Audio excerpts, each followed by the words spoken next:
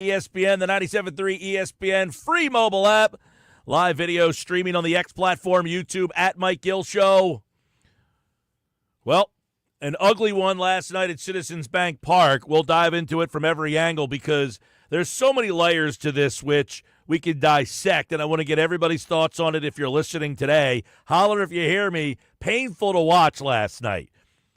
A 3-0 lead evaporated in the blink of an eye, but the opportunity to get back in that game and so many missed opportunities. Let's dive into it right now. Here you go. Jump on board the Sports Bash live on the text board, 609-403-0973, 609-403-0973. Be a part of the show. Repost the show on the X platform. Subscribe and comment on the YouTube channel and hit your text messages in now. We'll read them throughout the day. Do I think the Phillies are a bad baseball team? No. It's baseball. You go through the highs and the lows, the ups and the downs. But I don't think it's it's not breaking news here that this is a poorly constructed roster, and it needs to be discussed as to what were they thinking when they put this team together. Well, let's go back to the heart of this thing, okay? The Philadelphia Phillies in 2022 put together this team that went to the World Series, right? They put this team together before the 2022 season. They end up going to the World Series. But if you remember in that 2022 season, Joe Girardi is the manager of the team. And even at that time, they do not get off to a good start. So much so that Girardi gets fired. This was a team that in 2022, the Phillies, they had their problems. The problems from that Phillies team in 2022 were very similar to the ones they have now. Now, they ended up turning things around after Rob Thompson ended up getting hired, taking over for Joe Girardi. But when you think about all of the things that happened in that season, it really takes us to where we are today and why they still have problems today. This lineup has had the same problem that they've had all the way back to 2022, right? This is a team that in that offseason, you go all the way back to the offseason of 2022, right? You go all the way back to the offseason of 2022 before the Phillies make the World Series. They end up making some major, major moves on that season. They bring in, that year, they bring in Kyle Schwarber. And at the time when they bring in Kyle Schwarber, the team, they signed him to a 4-year, $79 million contract. And at that time, you're looking up and down the roster, and you're thinking, what are they going to do with Schwarber? That was the big question. And many people thought, are they going to hit Schwarber in the middle of the lineup, or are they going to hit him at the top of the lineup? Well, the Phillies gave you the answer that you were looking for, right? Because they signed Kyle Schwarber on March the 20th. 3 days later, they signed Nick Castellanos to a 5-year, $100 million contract. At that time, the only answer for Schwarber was they were going to have him be the leadoff man for this team. You brought in a right-handed hitter that is a 34-homer, 100 RBI guy. He hits right-handed. The lineup was set, right? It was Schwarber, it was Hoskins, it was Harper, it was Castellanos. And that was supposed to be your group of guys. Well, then what happens after that is a series of events that has really shifted the dynamics of this lineup. Hoskins gets hurt, blows out his ACL, and we never heard from him again. The Phillies signed Trey Turner. But in the interim of signing Trey Turner, they really find out that Nick Castellanos isn't the guy that they really thought that he was. So if there was any thought of hitting Trey Turner leadoff and moving Schwarber to the middle of the lineup, the ineffectiveness of Nick Castellanos and the other group of guys, JT Realmuto, guys who have hit in the 4-hole, they could not really do much with that. So what they end up doing is Alec Bohm. Well, Alec Bohm actually does the job. Bohm drives in 97 runs for 2 straight seasons. But the problem with Bohm is he is not a fearful hitter. Like, I like Bohm, but come on. He can't hit number 4 in a lineup. He has no power. He does not strike the fear of God in the pitcher. You know, and Nick Castellanos has a great night last night. He hits a home run. He is hitting .310. He's had a good season. But you need that guy to do that in the 4-hole. He has to be the protection for Bryce Harper, who, by the way, is not absolved of any of this either because he can't get on right now. He's been so bad. But a lot of him being poor is, look, he has no protection for most of the season until they just move Schwarber there. But one of the main issues with this team goes back to 2022. They signed Schwarber to be the leadoff guy. They got Castellanos to be the 4-hole hitter to hit behind Bryce Harper. That was supposed to be your 4. Okay, then Hoskins ends up getting hurt. So we supplant Hoskins and we bring in Trey Turner. So now we have a better player in the 2-hole. The biggest problems on this team go back to what I said yesterday. It is the guys who make the most money on this team. Schwarber, Turner, Harper, Castellanos. That is supposed to be 1, 2, 3, and 4. But because one guy doesn't do his job, it has now shifted everybody else. And this goes back to what we talked about. You're on the hamster wheel of you're always one guy short. Why? Because one of the guys we paid a lot of money to isn't doing his job. And then that has domino affected to, quite frankly, Bryce Harper deserves blame for what's going on with this team right now. He's in a funk. Trey Turner, I talked about it ad nauseum. Trey Turner is never have been, not in his best season, is a $300 million player. But those are the guys that you are spending the money on. So last night you look at the team and you have a situation where, hey, look, it works. Bryce Stott gets on base. You hit a double. He comes all the way around to score. You're up big runs, 3 runs in the inning. Wow, this is the way it's supposed to look, right? The Phillies get off to this blistering start, 3-0. You go back to that first inning, and it's exactly how you hope to write it up, right? You go back and say, all right, let's go back to that first inning. How did this thing all kind of work out that you scored 3 runs in the first inning? Well, it's exactly the way you would want it. You get Stott singling, Turner doubles, and Stott's got the speed to come all the way around to score. Harper strikes out, but guess what? Schwarber now works his way on base. Castellanos hits a single. Turner comes around and he scores. And then Kepler, a productive out, and now you have a 3-0 lead. Well, the problem with your 3-0 lead is you turned it over to Taijuan Walker, who basically couldn't get out of his own way in the first inning, and his error in that inning is the downfall of basically the whole game. I mean, he actually did not pitch that poorly. That was the one inning, the second inning. I mean, in that second inning, he gives up 6 runs. And as Rob Thompson said last night, he kind of grinded through and got us through 5 innings. We didn't have to burn the bullpen. He gives up 6 runs, but if you go back to that inning, what's the score when he makes that error? I think it ends up being 3-2. So now it's 3-2 on his throwing error, which would have been a double play. And then he promptly gives up, I think it was the second pitch, a tater shot to Fitzgerald, and now it's 5-3. And then another homer, and now it's 6-3. So the error that Walker makes just gets absolutely snowballed into game over. I mean, essentially, but you go back to the 4th. And in that 4th inning, Kepler gets on base. Okay. Bohm, double. Kepler to third. And now you have second and third with nobody out. And this is what we talked about. Now, Rojas strikes out, awful at bat. Just completely looking, first 2 pitches, he's completely overmatched, and he strikes out. Well, then you're back to the top of the lineup. This is the scenario that I mapped out multiple times when they moved Stott to the top of the lineup. If you have 2 on and you get back to the top of the lineup, you should be excited. Instead, you get Stott popping up to left field. Now, the next guy on deck, Trey Turner, he grounds out to the pitcher, for God's sakes.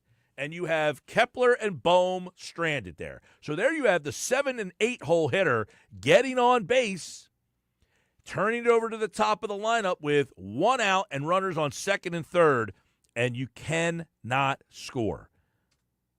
I mean, all somebody has to do, Bryson Stott, Rojas, anybody, hello, hit a ground ball to the right side and let Kepler come home. And now it's a 6-4 game at worst. So you waste 2 hits. Then you get the home run from Castellanos and it's 6-5, and you're like, okay. And in the 6th, it's a 6-4 game now, okay? And again, the 7 and 8 guys. Kepler leads off with a double. So now you got a guy on second base, and Bohm does his job. Bohm at a productive out. He gets Kepler to third base. So there's a runner on third with less than 2 outs. That is the scenario that you want, right? When you coach baseball and we want a runner at third base and less than 2 outs, we have to score that run. Well, Rojas strikes out again. And now, okay, I still have that runner on third base, but now I've turned the lineup to the top, and Bryson Stott flies out to left again. So you go back to the other inning. I said if you would have just got 1 run there, it's a 6-4 game. Now you had Kepler on third. If Rojas could just hit a little dinky ground ball in the infield, now it's 6-5.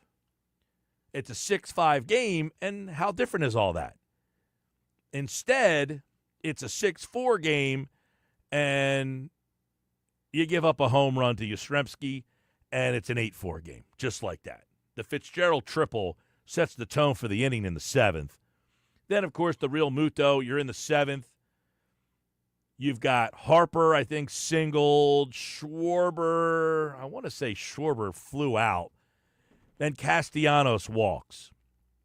So now you got Harper and Castellanos on base with 2 outs and Real Muto's up.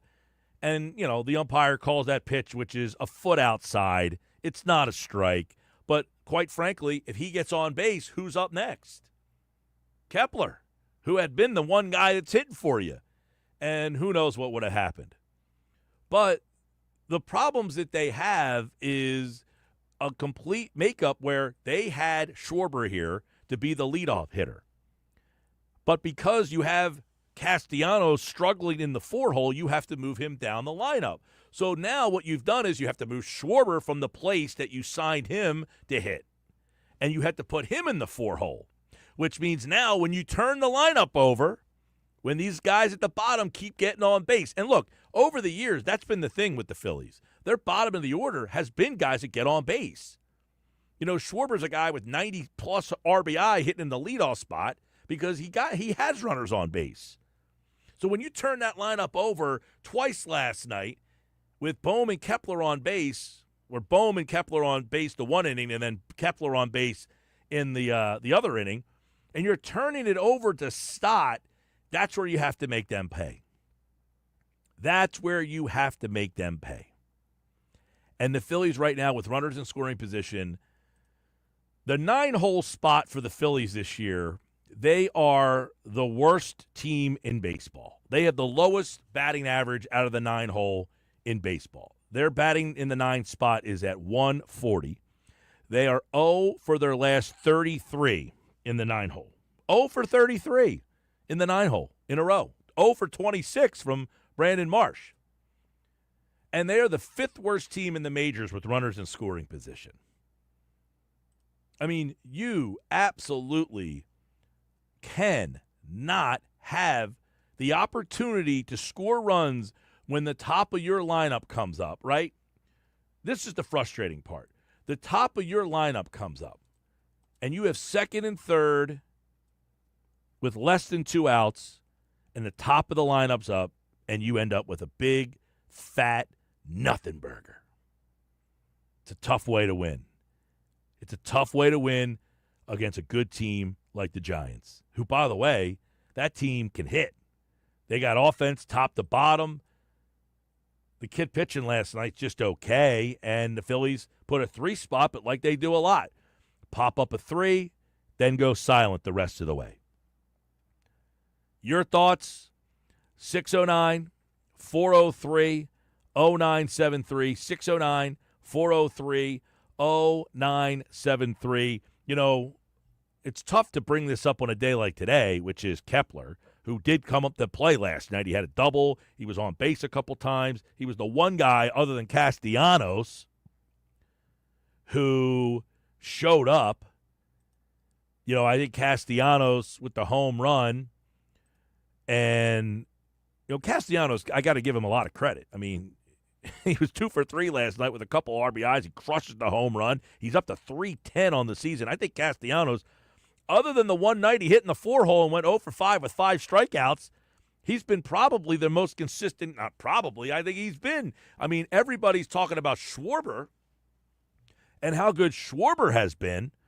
Nick Castellanos has probably been the best guy that they've had from March 28th to April 15th. He doesn't have the power numbers that Schwarber has. You know, and that's where I think the frustrating part about Castellanos is for me. People act like, oh, you hate Castellanos. No, I love the signing. When they signed Nick Castellanos, I was like jumping for joy. I said, this is great. What a perfect signing for this team. What I'm frustrated about is I signed a guy to $100 million, and I can't get that type of return on him. I can't get that type of return from him. 609-403-0973. Mike, even with all that said, the struggles of the offense just keep sitting at Mundo Sosa. Make it make sense. I can make it make sense. He's struck out 4 of his last 5 times that he started. He has been they gave him a shot this weekend. He played 2 out of 3. He struck out 4 out of 5 times. He's struggled as well. His batting average has dropped over 100 points. You want to make it make sense? Listen, I don't think it takes a genius to figure out that Edmundo Sosa is not an everyday player. I hate to inform people of this, but the people who think that Edmundo Sosa is the answer to the Phillies offense are the same delusion that Dave Dombrowski and the Phillies have when they signed Max Kepler.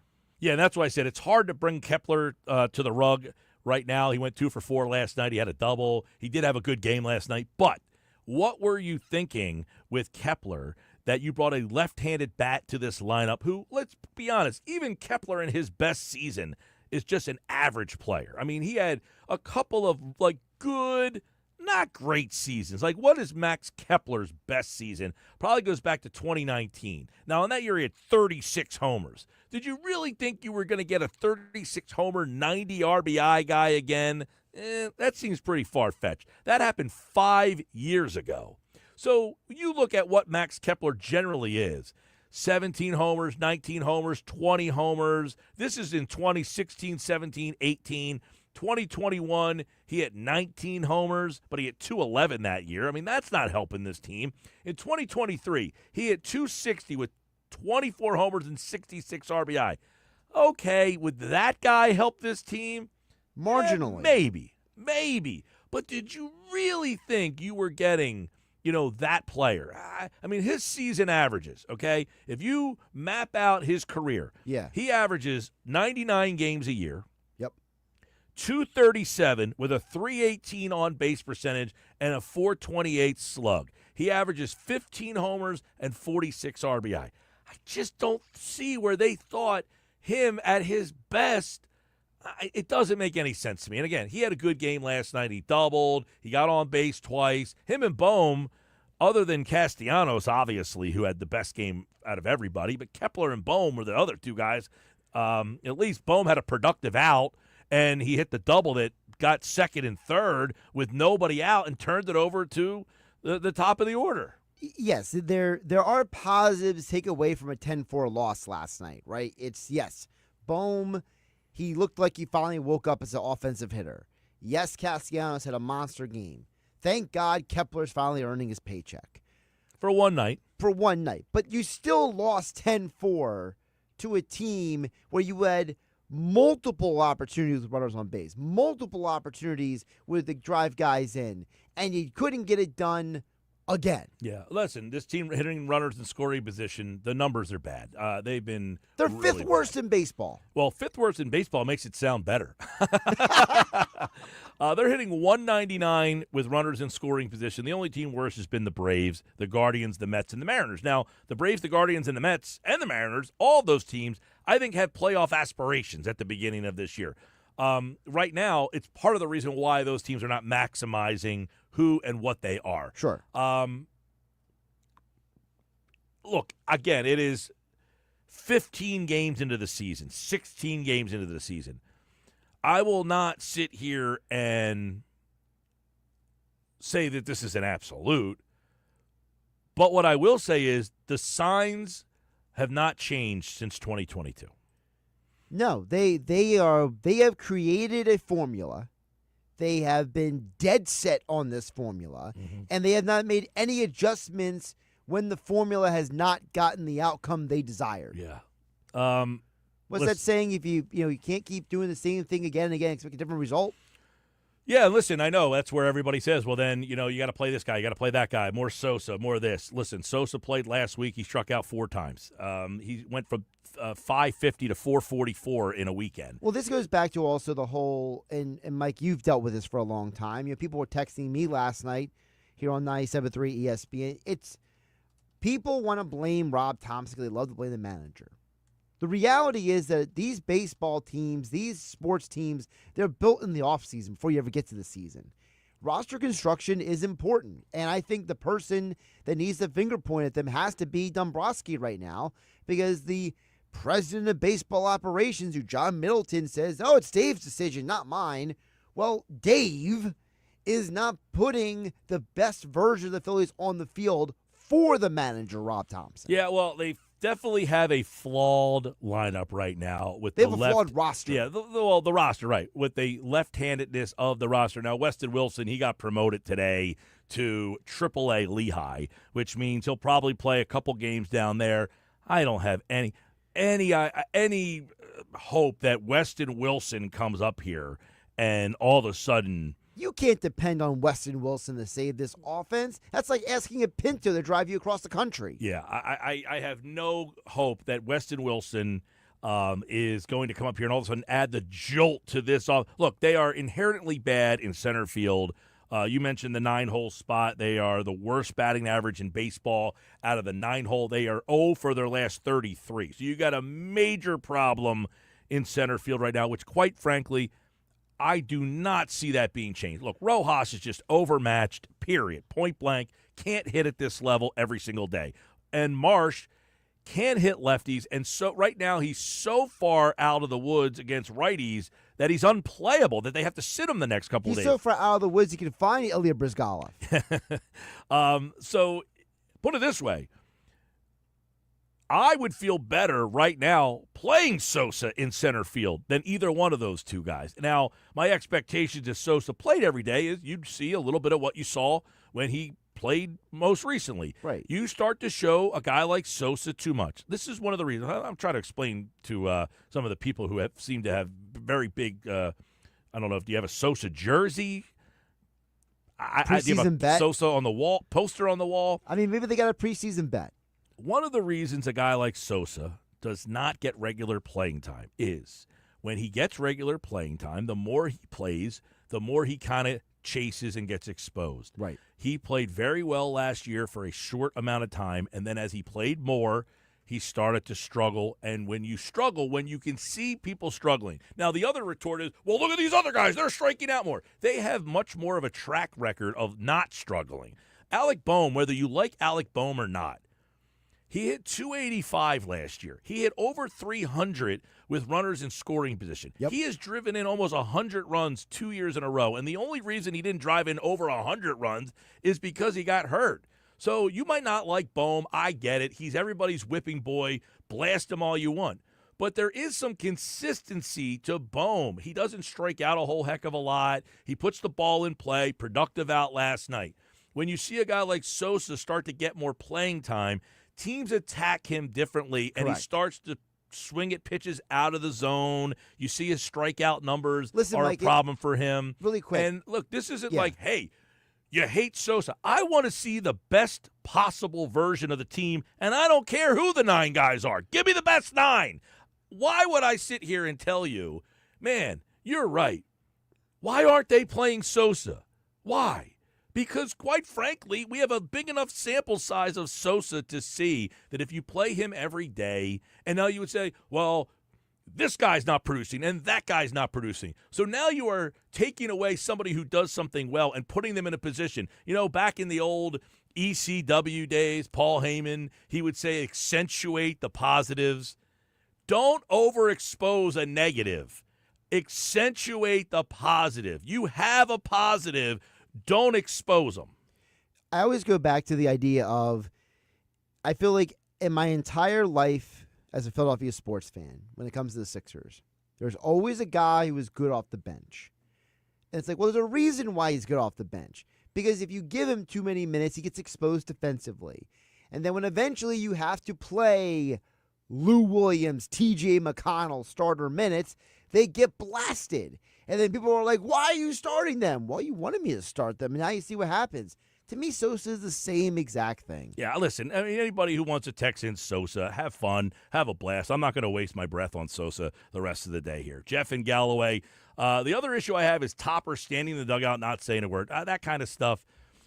I know there's a strong anti-manager contingent. Well, there's a strong anti-manager contingent, but there's also the guy who wants the fiery Larry Boa guy. And Larry Boa hasn't won a damn thing. And quite frankly, to the guy in Galloway, Jeff, that guy doesn't exist in baseball anymore. Those managers are gone. You don't see the manager coming out screaming and throwing bases and kicking dirt. There's one out of 30. I can't think of him. It's Aaron Boone. Yeah, he's a little bit but he's generally pretty laid back. Yeah, he's a bit of a nut job. 609-403. He got ejected, I think, the most times of any manager last year. He did. But you're not seeing that guy that Jeff and Galloway wants. He generally is not. There's 1 in 30. There's a lot of these teams just don't want that guy. These players today, they don't want that guy. So, yes, I get it. The Philly fan loves that guy. What is Rob Thompson going out there and kicking dirt at the umpire last night, down 7-0 doing? Right. What is that going to be? I think it makes us feel better. Mike, I ask this question all the time. I know we got to go to the break, and I would ask you in the audience, at what point is Rob Thompson responsible for fill-in-the-blank hitter striking out, grounding out, making an error in the field? It's not his fault. Sports Bash Live, 97.3 ESPN, the 97.3 ESPN free mobile app, live video, streaming on the X platform, YouTube, at Mike Gill Show. So much to do today, including another chance for you to qualify for this year's draft party. And that's right now, 609-573-3776, 609-573-3776. Caller 7 right now. Jump on board. You will be a member of this year's draft party where you have a chance to win Eagles Club Box seats at Lincoln Financial Field. 609-573-3776. You must be present to win at Ocean Casino Resort. Will be at the Gallery Bar, Book, and Games on Thursday next week. A week from this Thursday is the NFL Draft, thankfully. Looking forward to it. 609-403-0973, 609-403-0973. Excuse me, 609-573-3776. Caller 7. Good luck.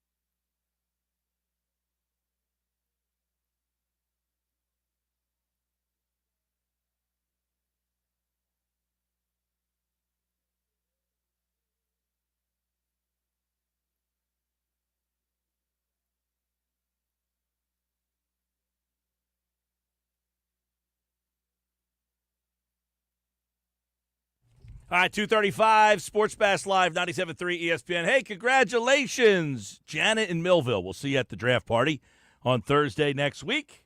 Ocean Casino Resort, Atlantic City. Stop on out, see the show. Sports Bash Live, 97.3 ESPN, the 97.3 ESPN free mobile app. Live video streaming on the X platform and on YouTube. You can watch at Mike Gill Show on your phone, tablet, big screen TV at your house. A lot of fills, of course, people frustrated. And you should be. No doubt about it. When the lineup comes out, we'll get it to you here on the Sports Bash. I have a question over at Mike Gill Show. And I want you guys to vote. Who should be the Phillies leadoff hitter? Schwarber, Turner, Stott, or somebody else? And if it's somebody else, who do you got? Let me know. 609-403-0973. 609-403-0973. Hit me up over there and let me know. Jeff and Galloway mentioned the whole thing about Topper standing at the dugout. Look, I definitely think that Topper last night, I think JT last night, he strikes out. The frustration, you're 15 games in the season, that's a bad call. I wouldn't mind seeing Topper come out there, but it gave 7-0. I think we act like if he comes out, blows a gasket at that spot, that all of a sudden the season's going to turn around or that the season's already over. I don't think that would change the dynamic. Some people want Topper to be that guy. I think what makes the Phillies, when they are going and going well, is that Topper is a very even-keeled guy. In the sport of baseball, in my opinion, that works. Baseball is a game where you don't want to have to overthink, think too much, be too deep into your head. When Pat Burrell came up and he got off to a start like gangbusters, and then the next year he was struggling. And one of the reasons that he talked about was he was getting information overload. Mike Schmidt was telling him what to do, and this guy's telling him what to do, and then that guy's telling him what to do. In baseball, you do not want information overload. So when you're struggling, the last thing you want is 4 or 5 guys, one guy yelling at you, one guy telling you, hey, do this. One guy saying your hands are here. Hey, your back elbow's this. Hey, you're dropping your shoulder. Hey, it's information overload, man. It's just too much sometimes. So can Topper go out there and have right? Look, and we don't know what he does behind closed doors. We just assume that he's just not saying. And I'm not saying that he does, but I don't think that Topper standing at the dugout not saying a word after the umpire because JT got called out on that. I guess we have this thought that if he does that the umpire might change the call. I don't know. I think that it is early in the season, and they're off to a 9-6 start, which, by the way, or 9-7, isn't even all that bad. I mean, you're early in the year. You're just kind of navigating yourself through and kind of feeling some things out. They're going to go on a streak where they win 11 out of 14, 15 out of 19. And they're going to have a streak coming up somewhere in here where they probably lose 7 of 8 or, 5 of 9. And it's because how early we are in the season. That said, I do think this team has problems that gets masked by the fact that they have really good pitching and will all the way through the season, which will keep them in a lot of games. And now Jeff says last night's game, I think it was 6-3. No, the at bat when JT was up, correct me if I'm wrong, was the score 8-4 at that point? I think it was 8-4 in the 7th, right? It was 8-4 in the 7th. It was 8-4 in the 7th when that happened. I'm sorry, it was 6-4. It was 6-4 heading into the 7th. So then they scored the top of right. So when JT bat was the bottom of the 7th inning when that call happened. So it was 8-4 they had at the time. It was 8-4, right? Yeah. It was 8-4 and 6-4 different. It was 8-4, and the Phillies had 2 on with 2 outs. Right. And they thought it was ball 4, which would have loaded the bases, and then Kepler would have been up. But they were down 8-4 at that moment. Yeah, I was looking at the wrong inning. Okay, because now you got me confused, and now you got, Jeff thinking it. He said the score was 6-3. The JT at bat came in the 7th inning with the Bottom of Phillies the 7th. trailing 8-4. Right. They had 2 on Correct. and 2 outs, and the pitch was outside by a good foot and a half, and the umpire rung him up on called strike 3. That would have loaded the bases for Kepler with the bases loaded down 4. Correct.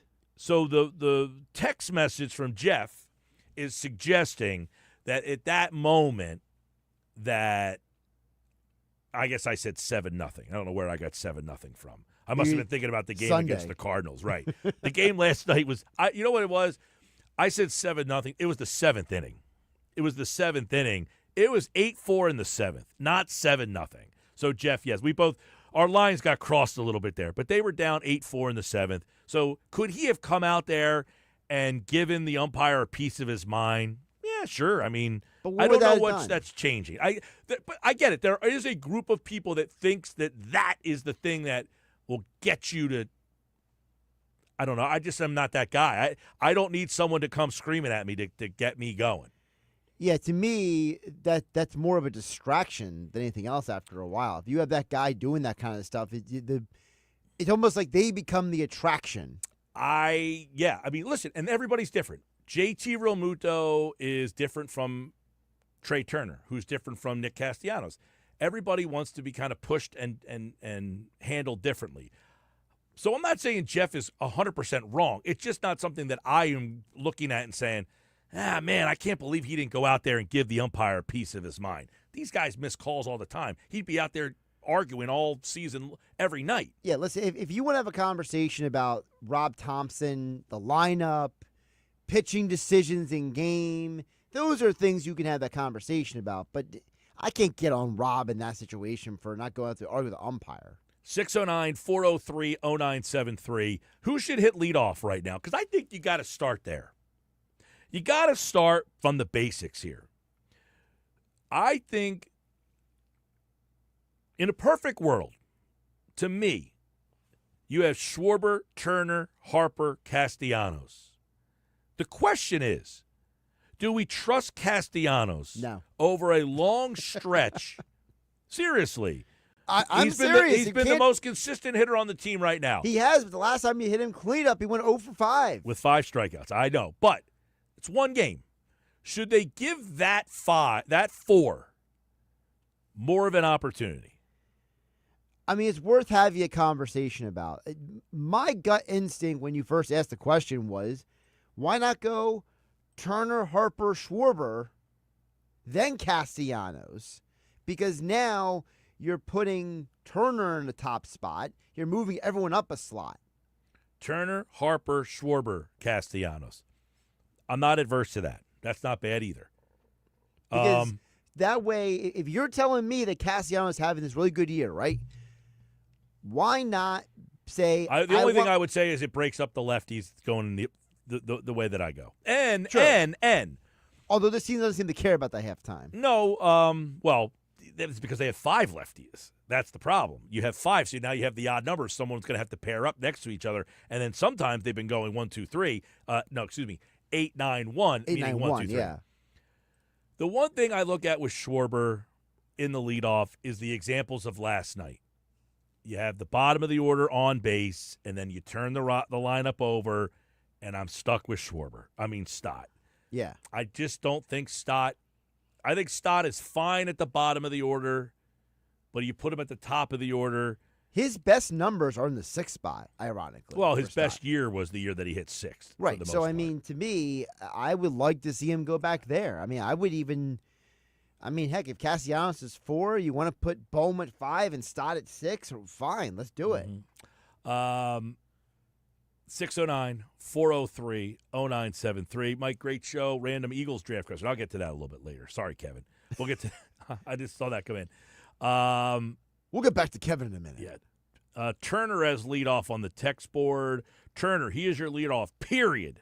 Dave in EHT. Well, hey, listen, I like your convictions, Dave. I'm not anti-Turner in the leadoff spot. The only problem I have with it, Dave, is Turner in the leadoff spot now creates a problem of who hits number 2.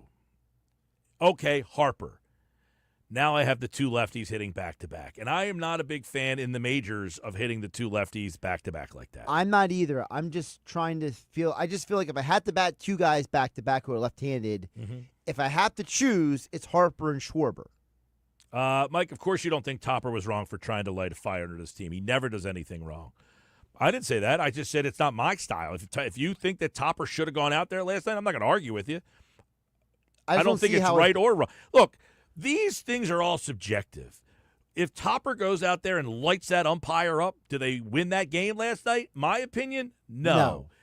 You might think differently. It doesn't mean I'm right or you're wrong. We just don't agree. I don't think the manager coming out, lambasting the umpire down 8-4 in the seventh inning of a game is changing the dynamics of, number one, that game, or number two, a team that is filled with veteran players. You're telling me that this group of guys, Rob Thompson is who he is. They're going to say, wow, look, Topper went out there and blasted guys. No, if I'm one of the players in the Phillies, I'm like, Rob, get back in the dugout. We're losing. I don't know about that. Listen, again, I'm not saying Jeff and Galloway's wrong. I'm just saying I don't think that would have really changed the dynamics of anything. Maybe I'm wrong. It's just we just don't agree. It's not changing anything. It just is. It's good for optics to make the fans feel better. As I've said from the beginning of this season, I think that Dave Dombrowski is going to give this team to the trade deadline. And at the trade deadline, he will evaluate what moves need to be made. In other words, hey, Marsh, I'm giving you to the trade deadline to turn this thing around, to prove to me. And now I'm accumulating all my intel. And at the deadline, if you don't get to where I need you to be, I got to make moves. Sports Bash coming up, 97.3 ESPN. We'll update the poll question next.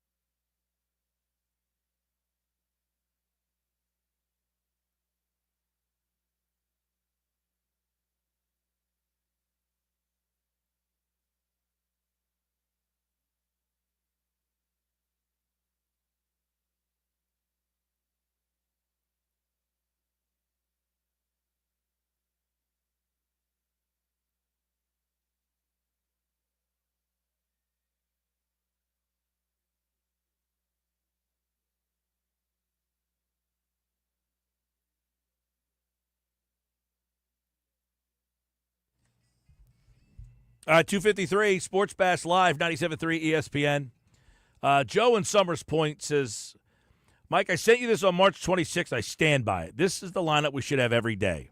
Turner, Bohm, Harper, Schwarber, JT, Kepler, Castellanos. He has Stout, but I'm sure it's Stott, and Marsh. The one thing I don't like about that lineup, Joe, and he says players like familiarity, and I can't argue with that. All I would say is this. I'm looking at the lineups around baseball, okay? Some of the lineups for today are already out. And Sunday's hard because a lot of times guys rest on a Sunday. They don't play on a Sunday. But if you go back to the Sunday lineup for some of these teams, and then compare them to today, a lot of these teams are similar to the Phillies, where they move guys around based on, this goes into the conversation again. Who do you think's making the lineup? Is it the GM? Is it the front office? It's a collaborative effort. A lot of these teams look at the analytics. Do you have a lefty pitching? Do you have a righty pitching? What's your average? Like Rob Thompson last night, he was asked about how come he didn't hit for Rojas in the 6th. And he had right off the top of his head, well, he had seen the pitcher twice and had 2 good at-bats against that guy. So they know all of these numbers and facts when they put that lineup together. Now, the Phillies knew yesterday that Marsh is not going to play yesterday, and he's not going to play today, and he's probably not going to play Wednesday. So to use him as the pinch hitter in that situation also is a tough spot where you've now told the guy, hey, what do we say with David Sampson? You have a shoe and a sneaker day. I think Marsh was last night going out to center field late was not something they wanted to have happen. More Sports Bash coming up.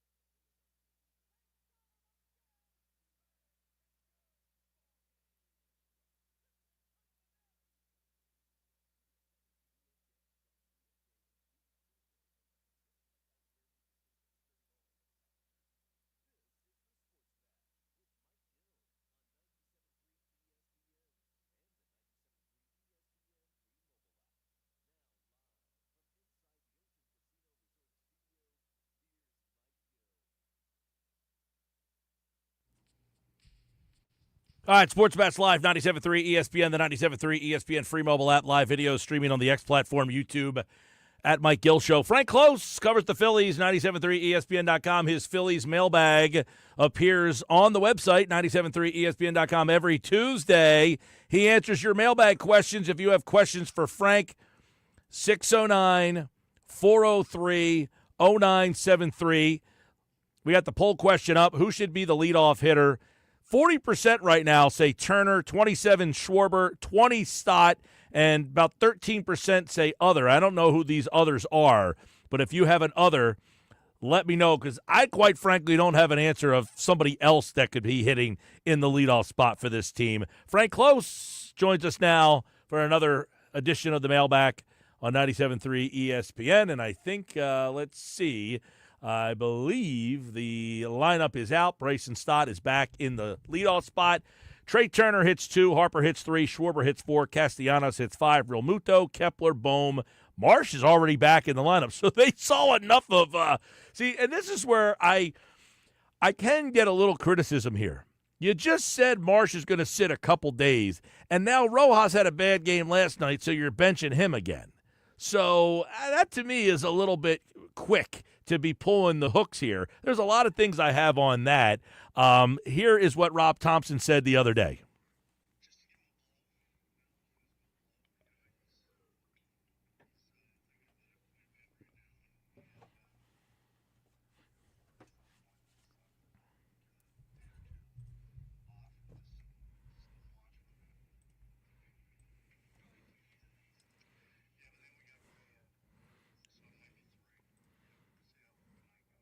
So he just said at the end he gave himself an out. We'll see how tonight goes, Frank.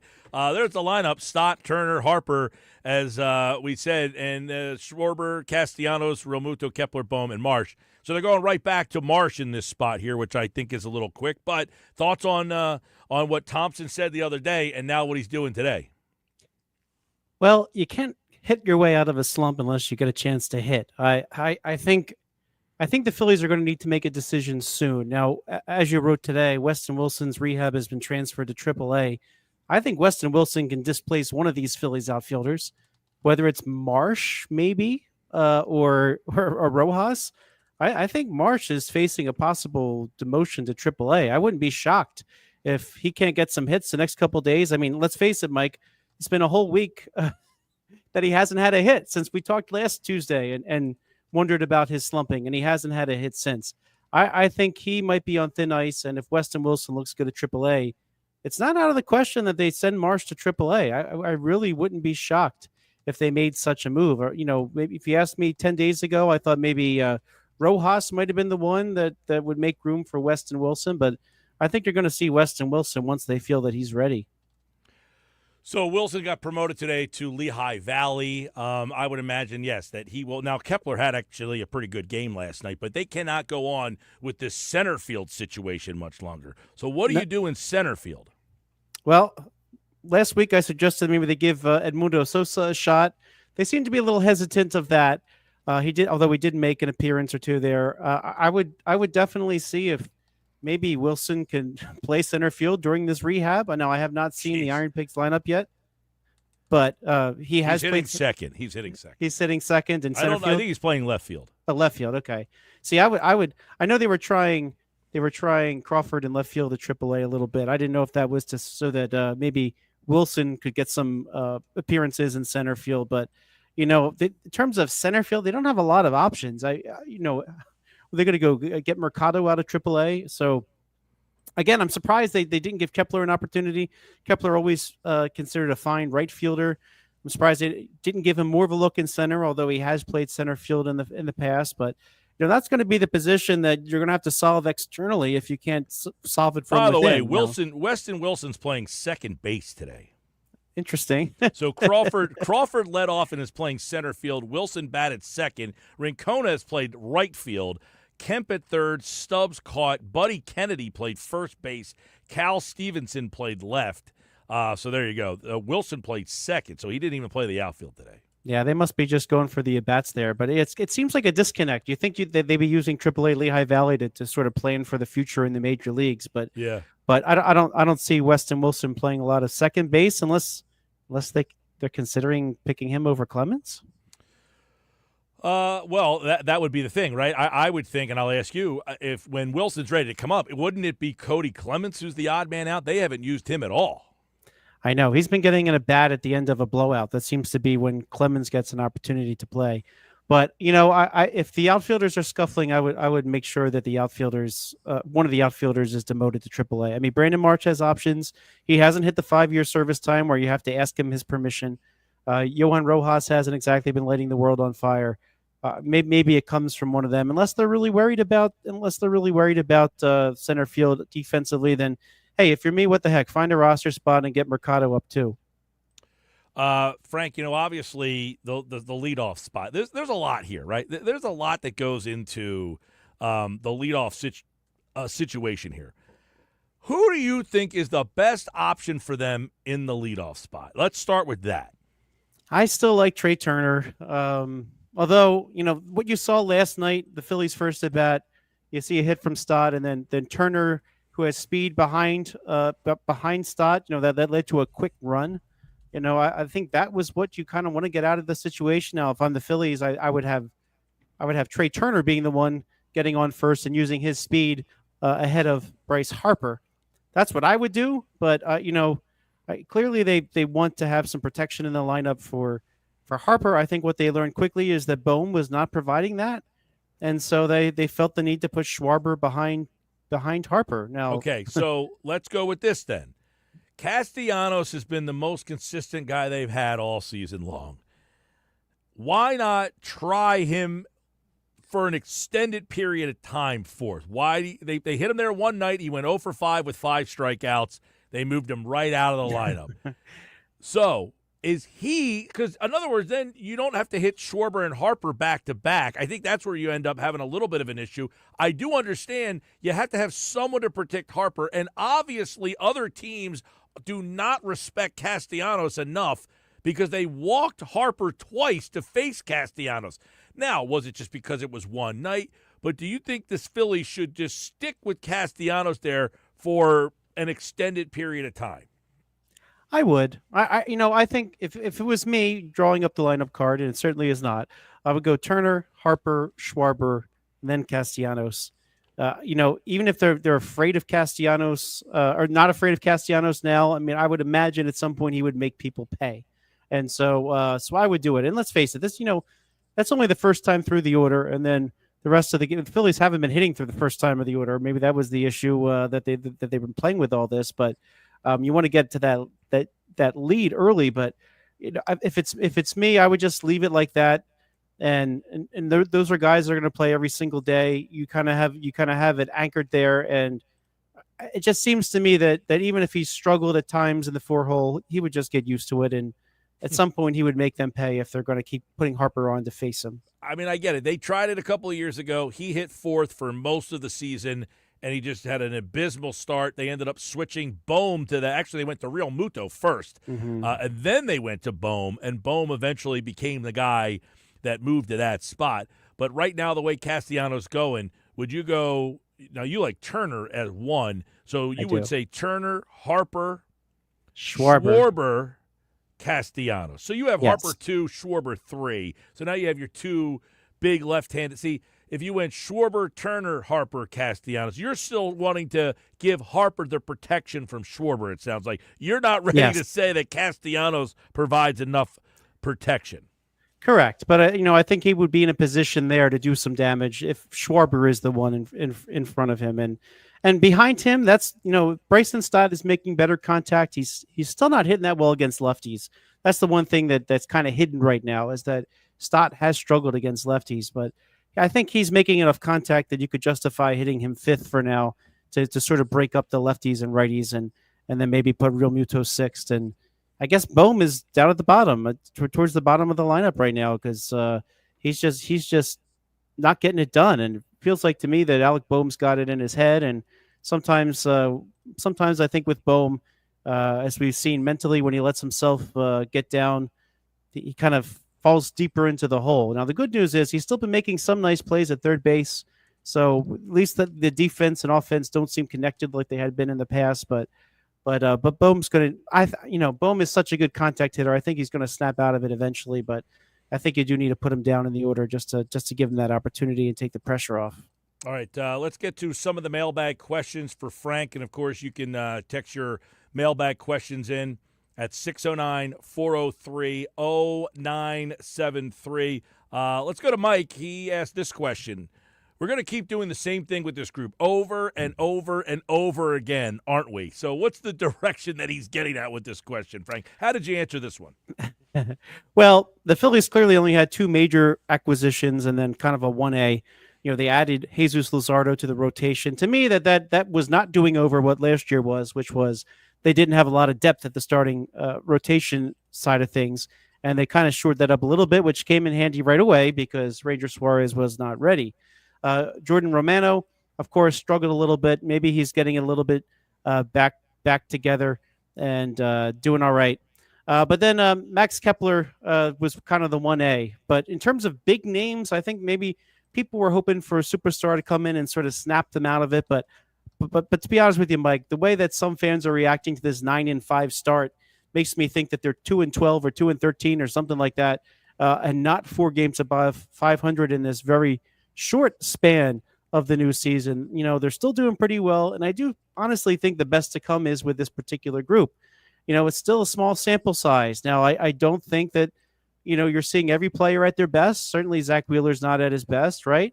And some at the same time, players are not necessarily at their worst. I think it's going to be better than Brandon Marsh not hitting for an entire week. I think Alec Boehm's going to get better, but that's why they call it batting average, right? It kind of all levels out at the end. Now, I think the Phillies did consider shaking it up a little bit in the offseason. There was plenty of smoke around Alec Boehm. They ultimately decided to roll with him, but let's be honest, Boehm kind of had a tougher second half and didn't end the season on a high note. And when that happens, you're selling low. So I don't think it was worth it to them to necessarily sell low on Boehm and then mix it up. I thought Nolan Arenado, who you saw in the St. Louis series, would have been a nice piece, and they were trying to get rid of Arenado in the offseason. But, the Phillies can't keep just taking on these high-priced contracts all the time and just trying to solve everything with a major name. So, I think you need to give it some more time to see who can turn some things around. I think you already saw improvements from Bryson Stott. You've got some players in the minor. Now, last year there was nobody in the minor leagues lurking that you really thought could come up and help the club in the major league level. Justin Crawford could be that.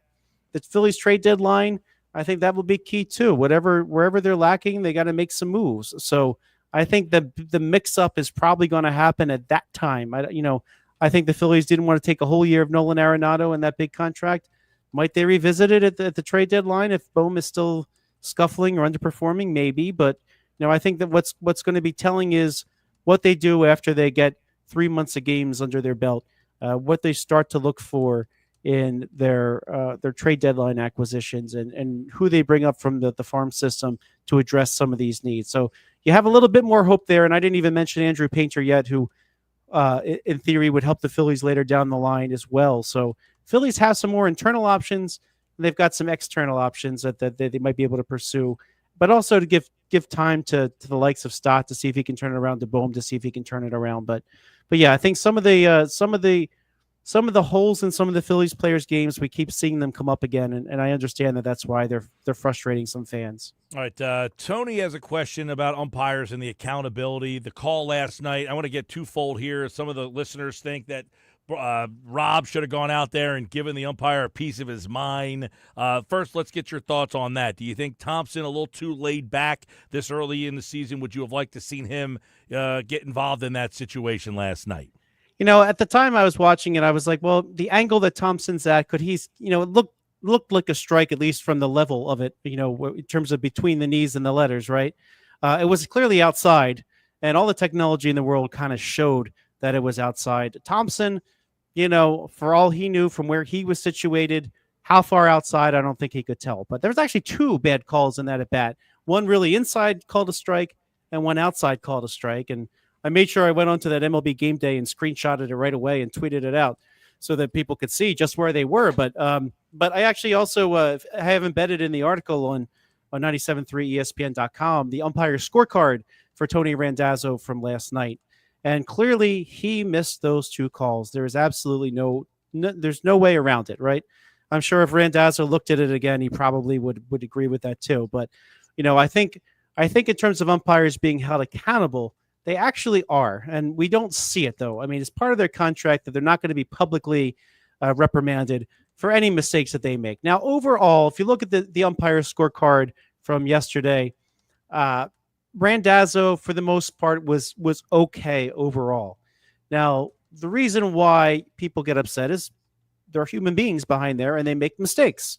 And sometimes they're more egregious than others. I'm just thinking off the top of my head. Remember the perfect game that wasn't in Chicago several years ago against Detroit. I'm trying to remember the umpire now that missed the call at first base. Jeff Joyce, I think it was. But he owned. I'm sorry. Something Joyce, yeah. Yeah, I might mix him up with the broadcaster Jeff Joyce. But the fact remains, umps will make mistakes. They went to instant replay on the base pass. They tried the challenge of balls and strikes this spring. If that was in action today, Mike, Realmuto just would have had to tap his head, and that would have been the end of it, and he would have been on first base, right? So I think you're seeing that kind of play out. Why that might be a good idea. But honestly, if you might remember Angel Hernandez, one of the more notorious umpires in Major League Baseball. He actually sued Major League Baseball because he did not get postseason contracts and he did not get to be a crew chief. And ultimately, Hernandez lost the lawsuit because MLB was able to show in court that it was a matter of his job performance that he was not picked for those things. So they are keeping them held to account. They don't do it publicly, so you don't hear about it that much. And quite honestly, Mike, sometimes there's some umpires that are just absent on some of the on some of the trips that a minor leaguer fills in. You don't know why they're not there. Sometimes they're off because their kid's graduating, but other times they're off because they have been held to account for something that they've done. But that's not something we're going to hear about. You were in spring training. I was in spring training. I was at a game where they used the ABS. It was seamless. You didn't even know what was going on. It was, I mean, for them not to implement that, like, okay, I get it. CBA, hey, let's collectively bargain this and get it in for the All-Star break. There's no reason in the world that they can't say, look, we have enough information. We used it in the minor leagues. We used it in spring training. Let's get this thing fixed. I mean, to have that last night. Now, did they lose the game because of that? You're down 8-4, bases loaded, 2 outs. Kepler comes up. Who knows what would have happened? But there's no reason they have the technology now. And listen, they used it all spring training. Nobody said, this was terrible. This didn't work. Nobody had a problem with it. So for them not to be able to implement this at the All-Star break, you don't have to do it right away. Hey, we are shooting towards an post-All-Star break to add this for the second half of the season. I don't think anyone would complain with that. Yeah, I agree. In fact, I will say when it first started, Mike, at the very beginning of spring training, there were some back-to-back, and I thought, oh my gosh, this is going to take forever. But they got used to it, and it was very, very seamless. Now, just reminded me on opening day, William Contreras with the Brewers.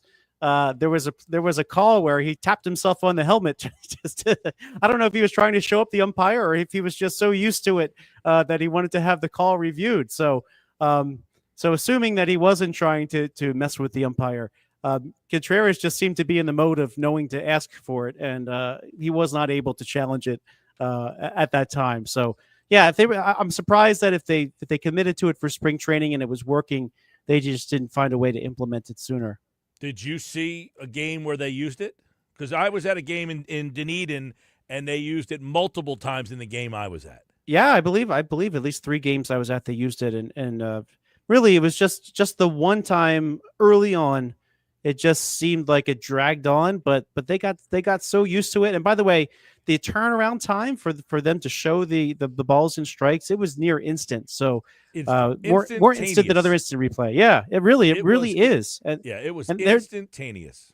And they were just on with the game, And I think that if there are any barriers, certainly the Players Association after a game like last night, they don't want JT Realmuto striking out on that ball that way inside and way outside, right? They want him on first base, and honestly, it protects the umpires too. A lot of them are humble enough that they say, "Oh, we saw it with the plays on the base path. If they got it wrong, oh, okay," and then they're on with their day. I felt like without it, it led to the arguments, and the arguments took up a lot of time. They want to speed the game up, take out all the arguments. Frank Klose, 97.3 ESPN.com. I like this question because we get this a lot. Pat wants to know, like many other people listening, if the Angels called Dave Dombrowski and offered Mike Trout, would the Phillies be a willing participant? Yeah, Mike, it took 2 whole weeks this year to get this question. I mean, that's pretty late in the season, right? For the Mike Trout question. But my text board gets it almost daily. Of course, everybody in South Jersey, we all love Mike Trout, and he is the pride in Millville. So, and of course, right now the Phillies outfield looks like they could benefit from a right-handed bat that's good. But honestly, when the Angels gave Mike Trout that contract, that was the contract that was, okay, Mike, this contract means you're never going anywhere else, period. And that is this $37,166,666 a year contract. We're in year 1 of 6 left, and that's a lot of money and a large commitment to an aging player. And quite frankly, the Phillies have a lot of those already that make even less than that, but still great money. So I think that kind of contract is the unmovable type contract. I thought the Angels, for baseball reasons, should have traded him a few years ago. They did not. They didn't trade Ohtani at the deadline when they could have gotten something for him, and they were out of it. But I think at the end of the day, unless the Angels just eat the contract and pass him off, I don't think he's going anywhere, Mike. I do agree that the Phillies could stand to add a right-handed veteran bat. I have one name. I'll throw it out there now because I haven't heard anybody else say it first. But I don't think he went into the season expecting to be traded. But maybe Andrew McCutchen would be a better option. Finishing out a 1-year deal in Philadelphia, maybe a place he would be willing to go and try to win a World Series if they want a right-handed bat that could play part-time. Well, Frank, we'll see. I know the right-handed bat thing has been going on for a while. I contend, and listen, I was a huge fan of the Castellanos signing. When they signed him, it was the March 23rd, 2022, 3 days after they signed Schwarber. I was like, this is it. They got Schwarber to lead off. They got Castellanos, a right-handed bat, 34 homers, 100 RBI. Bam, there you go. Schwarber, Turner, Harper, Castellanos. Left, right, left, right. Couldn't have set it up any better. And Castellanos has just not been able to live up to it. And because of that, you have constantly been a bat short because you paid him $100 million and can't hit him where you signed him to hit. You've now had to move him to 5, 6, sometimes 7, which means you've had to move guys from the back end of the lineup into the 4 hole. And that, to me, is where this team keeps coming up short, is that they do not have the right-handed bat. Now, to try to fix that problem, you're now putting Schwarber in the middle of the lineup, which he can do, but now you've weakened the top of your lineup. So all of these moving pieces they're a piece short constantly, but a lot of it is because you paid Castellanos $100 million, and he hasn't lived up to his billing. Turner certainly hasn't lived up to his billing for $300 million. But because of Castellanos' inability to be the 4-hole hitter, you're constantly a guy short at that top of the lineup. That's the way I see it. Yeah, that's very fair to say. And let's face it, Mike, 2022, when this all began, that was really the time that they were really going for it, right? And the Phillies made the World Series, right? That's exactly what they had hoped for. In fact, even trading the prospect capital. Now, I know Brandon Marsh has struggled lately, but Logan O'Hoppe for Brandon Marsh helped them get to the World Series. So they kind of went all in there. And then once you really give that big push and they spent all that money and shocked everybody by signing not just one, but both of Castellanos and Schwarber, it's really hard to keep adding a lot beyond that. And so going back to that first question in the mailbag, that's what a lot of this has to do with, is just when you've committed so many resources, prospect-wise and cash, your team's your team, and it's hard to shake it up a whole lot. Frank Klose will be back next week. Phillies tonight. The lineup is out. If you're watching on the YouTube channel and on the X platform, you can see it scrolling at the bottom. Stott is back in the leadoff hole. Brandon Marsh is already back in the lineup. Thanks, Frank.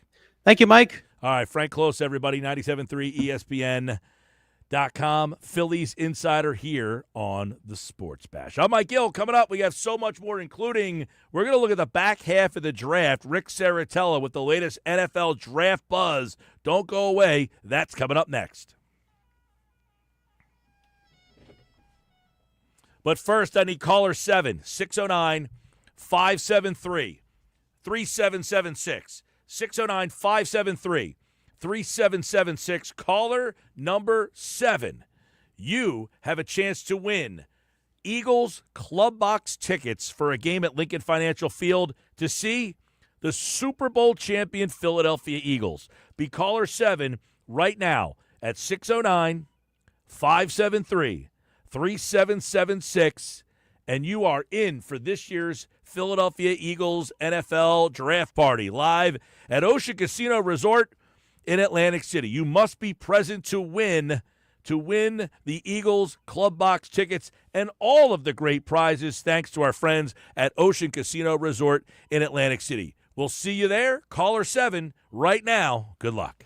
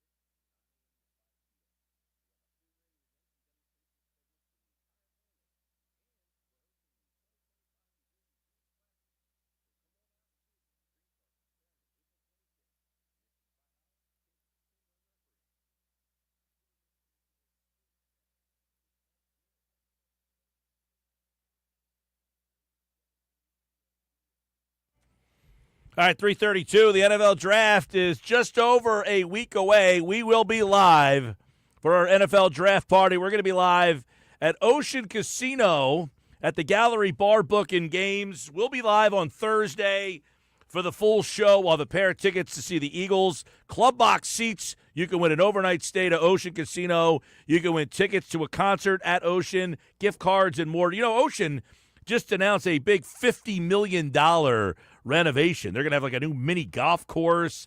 I know La Scala Fire is going to be in Ocean now. Some more restaurants. So a huge spring and summer coming for Ocean Casino.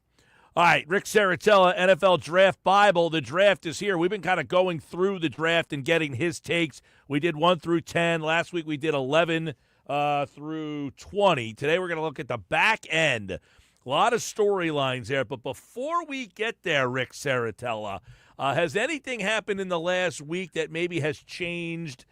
Anything from the top, middle that we've discussed in the last couple of weeks that you would like to update? Any different things in your mind before we look at the back end of this draft? Well, Mike Gill, thanks for having me. I just got off the phone with Ocean. They're on fire. I can't wait for the NFL draft extravaganza bonanza down there in Atlantic City next week, or shall I say 9 days away. But I will say it's smokescreen season. There's a lot of smog in the air. One thing I will say is right up the Parkway or Turnpike here in the Meadowlands. I'm not buying Abdul Carter Jr. to the Giants. I'm sorry. The Giants have been hot to trot on Shedeur Sanders the entire season. They've been out to Colorado. They were at the Pro Day. They were down at the East-West Shrine Bowl. All of a sudden now, if you listen to the mainstream media over the last month or two, Shedeur Sanders apparently forgot how to play football. But, I'm just not buying it. I won't believe it till I see it. You need a quarterback to win in the National Football League, and that's the boat the Giants are sitting in. Yeah, I'm looking at a lot of Shedeur Sanders dropping to the Saints, that whole thing with Derek Carr going out. Now the Saints maybe get the guy that they want in the 9th spot. That will be a story then, I guess, to keep an eye on draft night, where Sanders ends up falling if he passes the Giants at 3. Yeah, and I think the quarterbacks are going to be a bigger story than people realize, Mike, because you take a look around the league, like Cleveland, they're not going to pick a quarterback at 2, but I do think they'll trade back in the first round. Will they get ahead of the Steelers at 21? There's a lot of talk about the Rams at 26. You still got the Saints, you got the Steelers. I mean, you got all kinds of teams that need quarterbacks. I think Jackson Dart and Jalen Milroe will be in the mix, in the fold here in the first round equation. Pittsburgh Steelers, I'm looking at them. All right, we've been kind of counting down. We went through the middle of the draft last week. We went from 11 to 20. So let's pick up at 21 and see where we are with the Pittsburgh Steelers. Yeah. And they don't have a quarterback yet either. So do they get into the Sanders? If he starts to fall, do they trade up? They will be an interesting team to keep an eye on. Rick, 21, Pittsburgh. Ding, ding, ding, ding, ding, Mike Gill. I mean, Mason Rudolph can't be the week 1 starter, can he? So, I mean, Aaron Rodgers, how long are they going to wait for him? I think that ship is going to sail very soon. And so, Jalen Milroe, to me, is a guy, the narrative, very similar to Lamar Jackson coming out of Louisville, can't work the short to intermediate parts of the field, throws a beautiful deep ball, electrifying runner. Why not? I mean, it makes too much sense for the Pittsburgh Steelers to get a quarterback in Jalen Milroe. All right, let's go to the Chargers. This is a team that made the playoffs last year, maybe a little bit ahead of schedule there. They got a star quarterback. Not a lot of weapons there. They took a lot, they stripped down. They added McConkey. Quentin Johnston's there. Do they get a wide receiver to add for Herbert, or do they add to that great defense? Well, I'm looking at Jim Harbaugh, and he was the head coach at Michigan once upon a time, and Colston Loveland would be the ideal fit at tight end. They need another playmaker there, but I think Loveland will be off the board. So I gave them Gray Zabel because Harbaugh, he loves offensive linemen, and Zabel can play all 5 positions. We saw it down in Mobile. The defense opponents were calling him out. I want Zabel, center, guard, tackle. He stepped in and stonewalled them all. And I think Harbaugh is going to like a guy like Gray Zabel with the Los Angeles Chargers. Ric Serritella, NFL Draft Bible. We're looking at the draft 9 days away. What's going to happen in this draft? We're trying to just give you some names to keep an eye on for your favorite team. Let's go to Green Bay, Super Bowl aspirations. They've never drafted skill guys really high. They don't give the wide receiver much love here. Not a great wide receiver draft. So do they look to add to the defense? Yeah, and they've done pretty well on day 2 and day 3 of the draft, plucking those wide receivers there in Green Bay. Listen, there's a lot of talk about Jair Alexander. He's unhappy with this contract. He's kind of been a little bit of a problem in the locker room. Well, why not draft his replacement in Maxwell Hairston, who blazed the fastest 40-yard dash in Indianapolis, 4.29, a little bit light at 183, 186, not the prototypical size. But when you talk about a guy who could play lineup man, lineup zone, adaptable, versatility, I think Maxwell Hairston to the Packers makes a lot of sense. Okay, let's go to Minnesota. They're going to go, it looks like, with the rookie, not a rookie quarterback, but the second-year quarterback. They made that pick in the draft last year. So now they do have Justin Jefferson, obviously. So you got some pieces on offense. This is a team that for my lifetime has struggled on the offensive line. This almost feels like you have to go in that direction.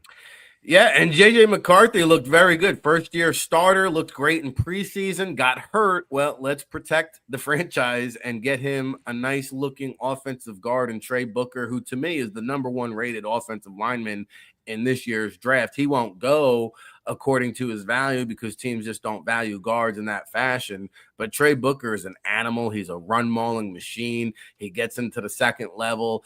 And, man, I'll tell you what, this guy's a monster. Trey Booker, Alabama, book him to the Minnesota Vikings. All right.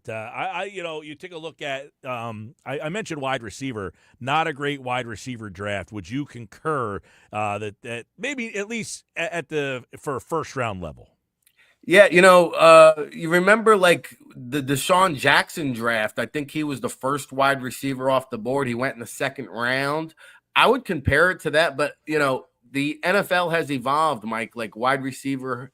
You talk about value, like people value wide receiver. Emeka Egbuka is my number 1. I think he's a wide receiver 2 in the NFL, but I don't know if you have a true wide receiver 1 type in this year's draft. So we'll see how it plays out. But I got one coming up when we get into the mid-20s here.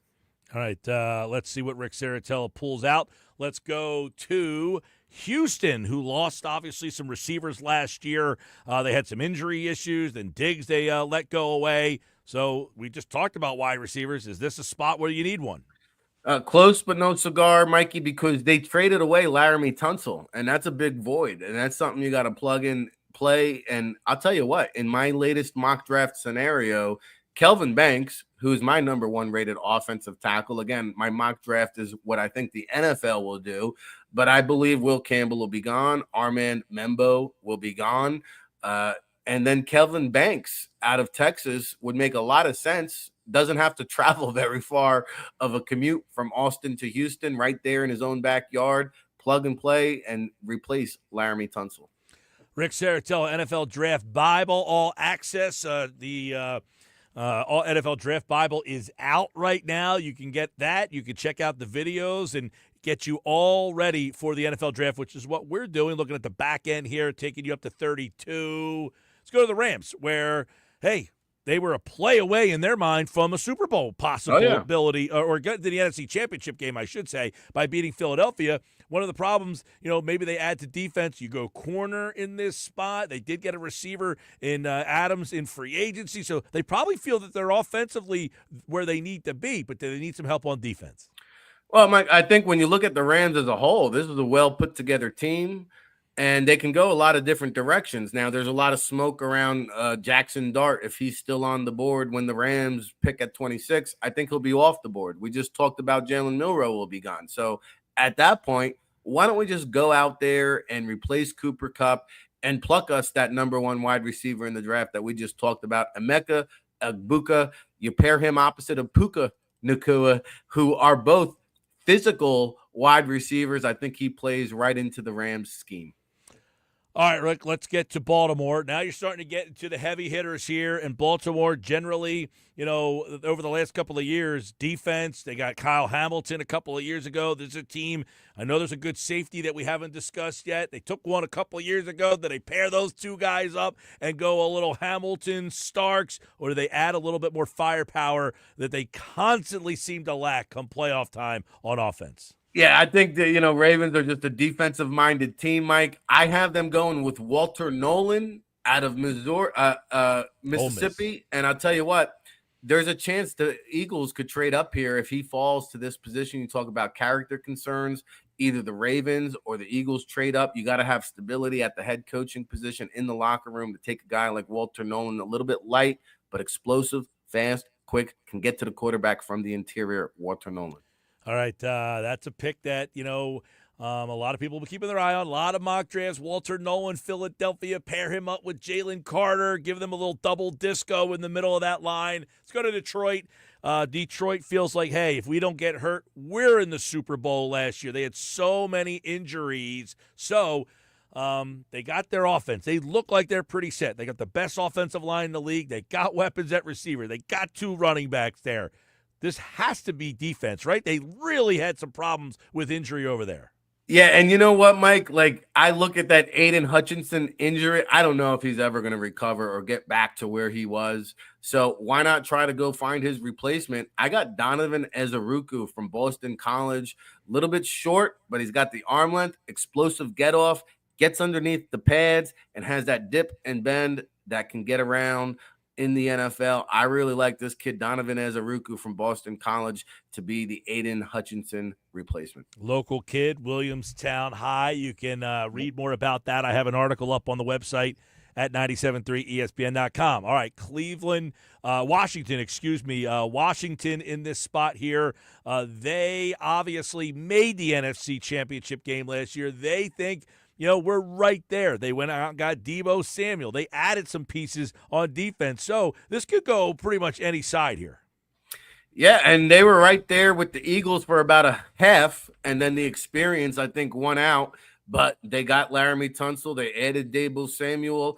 And listen, this is not a player I'm a big fan of, but if anybody's going to make sense of the chess piece that is Shamar Stewart out of Texas A&M, is he a pass rusher? Is he a defensive tackle? He's right around 280 pounds, has all the athleticism in the world. Not a lot of production there for the Aggies, only 4.5 career sacks. But leave it to Dan Quinn to figure it out. He's a chess piece that can move up and down the defensive line. Shamar Stewart out of Texas A&M.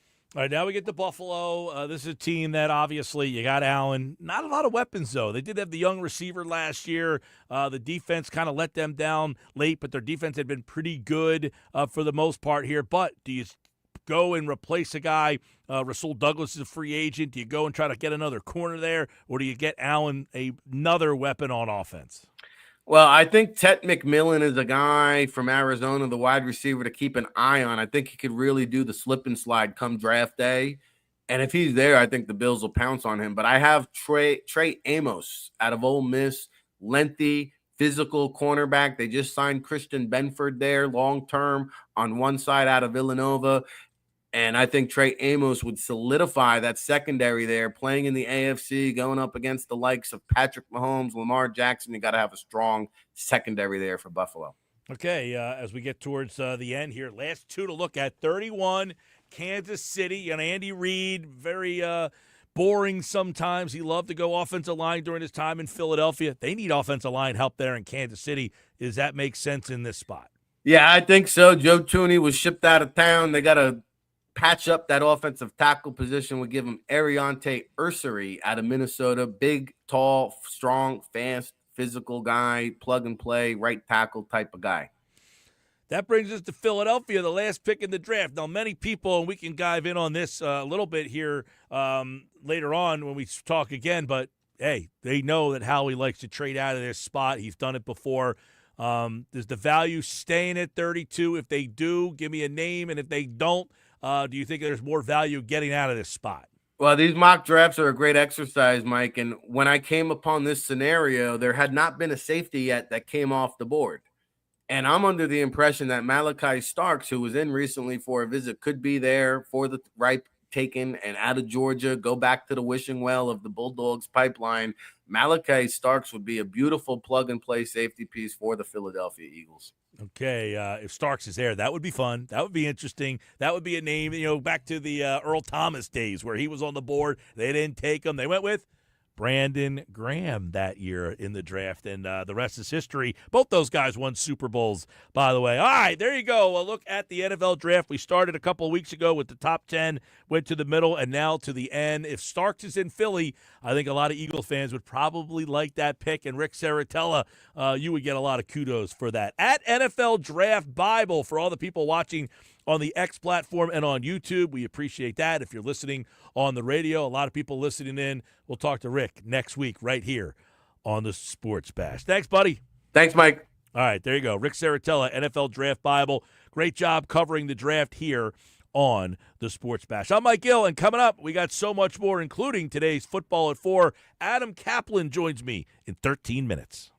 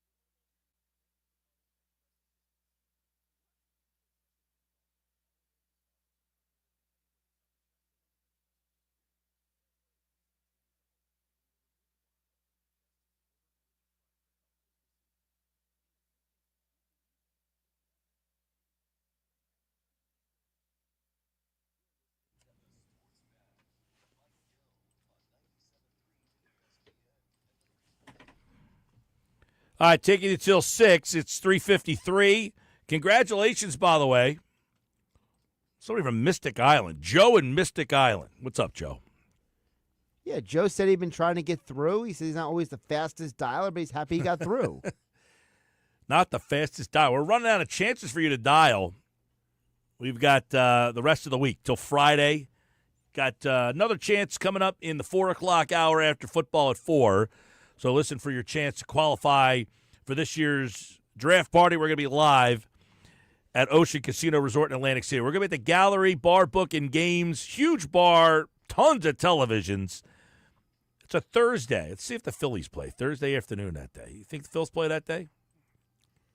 That would be nice. Good question, actually. Let me see. Phillies on Thursday the 24th. Let's see what the Phillies. Thursday's usually a day for a day game, right? Or a day off. Or a day off. It's one or the other. They have a day off. That's a bummer. They'll be playing. Well, you have more time to focus on the draft. Well, I don't know about that because they're playing the Mets Monday, Tuesday, Wednesday. And the Mets are in first place right now. The Phillies are trailing them. You have a day off there. And if they get swept by the Mets, it could be pretty disastrous on that Thursday. That Friday series, Friday, Saturday, Sunday, I really wanted to go to Wrigley Field. But the draft and so much going on, I just couldn't fit it into my schedule. But I would love to have just flown out to Chicago. They have a game in Wrigley, 4:05 on a Saturday. Fly in maybe after the show on Friday night or early Saturday, go to the game Saturday, fly home on Sunday. But just couldn't logistically make it work. But, hey, we're going to be at the draft party, and you could be there too. Listen for your next chance to qualify. Coming up next hour on the Sports Bash Live. When we come back, it's today's edition of Football at 4 on the Sports Bash. Don't go away.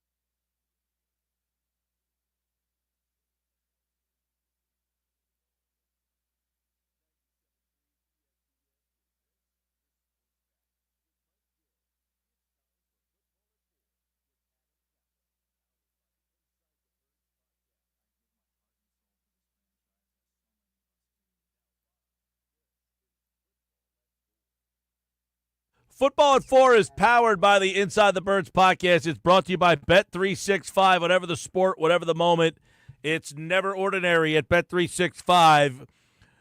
We are into 9 days to the NFL draft. Howie Roseman and Nick Sirianni did talk earlier today. We'll have some audio for you a little bit later on. A lot of word salad kind of stuff. The one thing they did get asked was about the nature of Dallas Goedert and the approach going into the draft. And, you know, Roseman said, hey, the way we look at the draft, kind of a separate entity.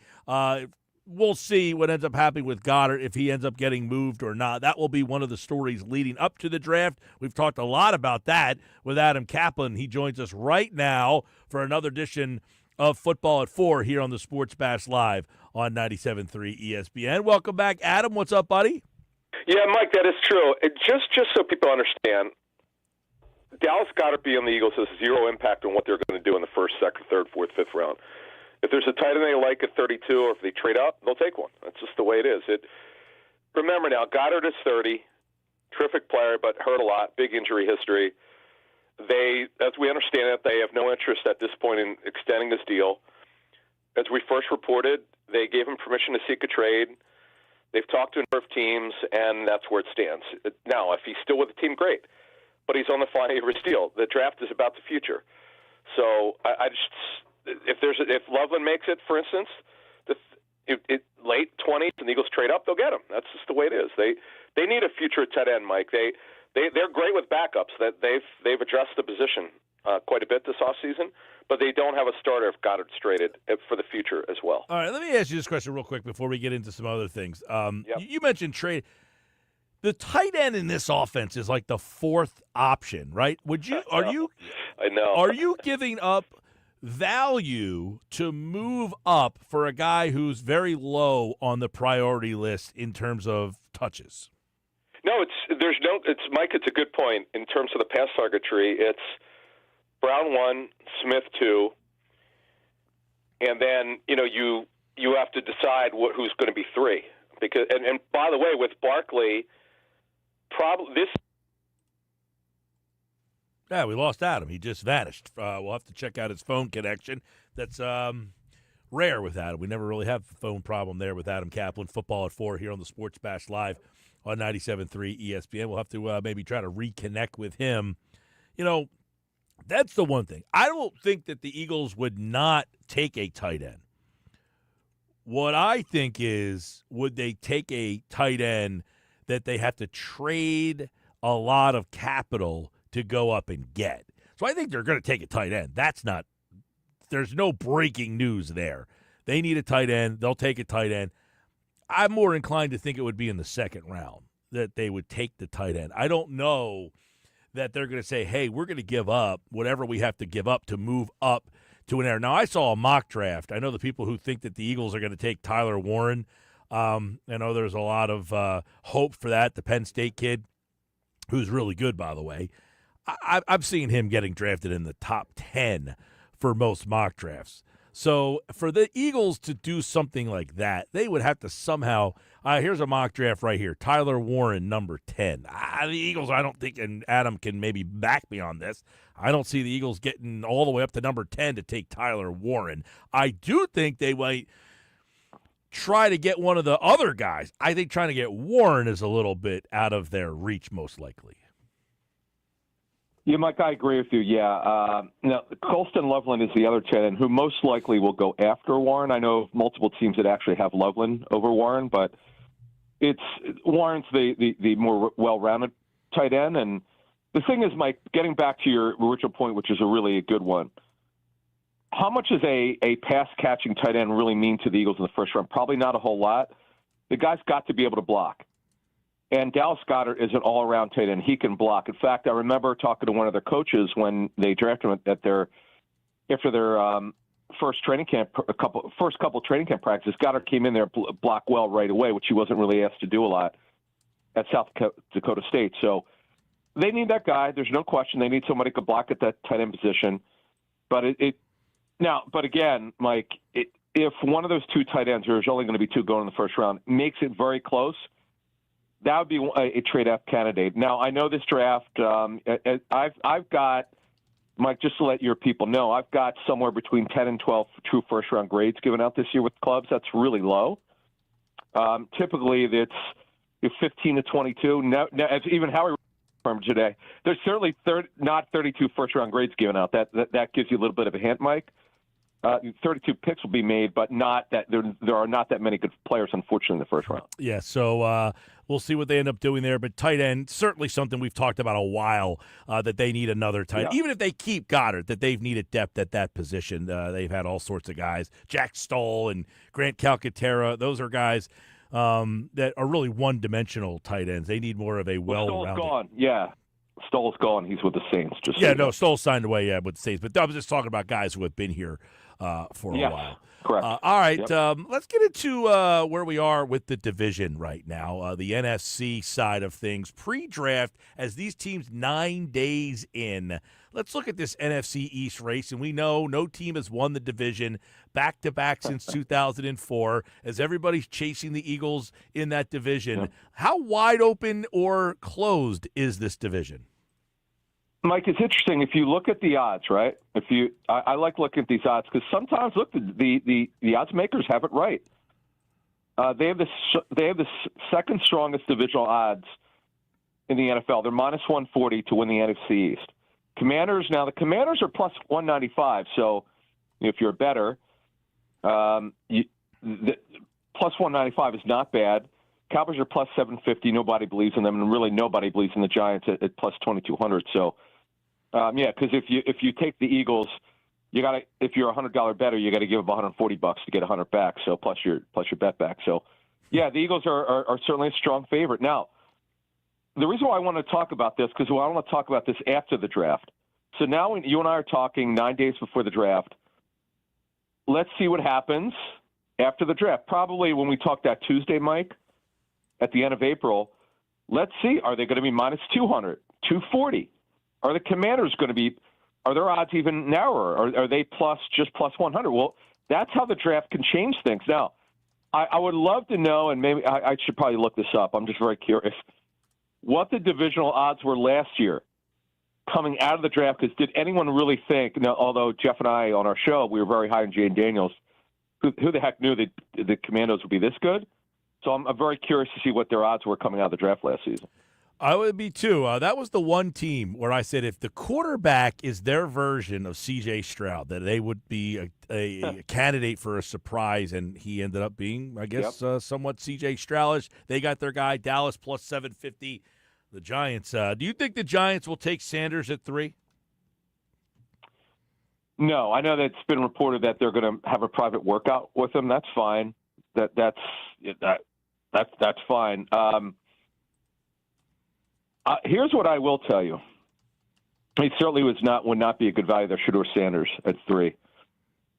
When you look at the Giants situation, so the general manager and head coach are clearly in the hot seat. I mean, you don't need to be Nostradamus to figure that one out.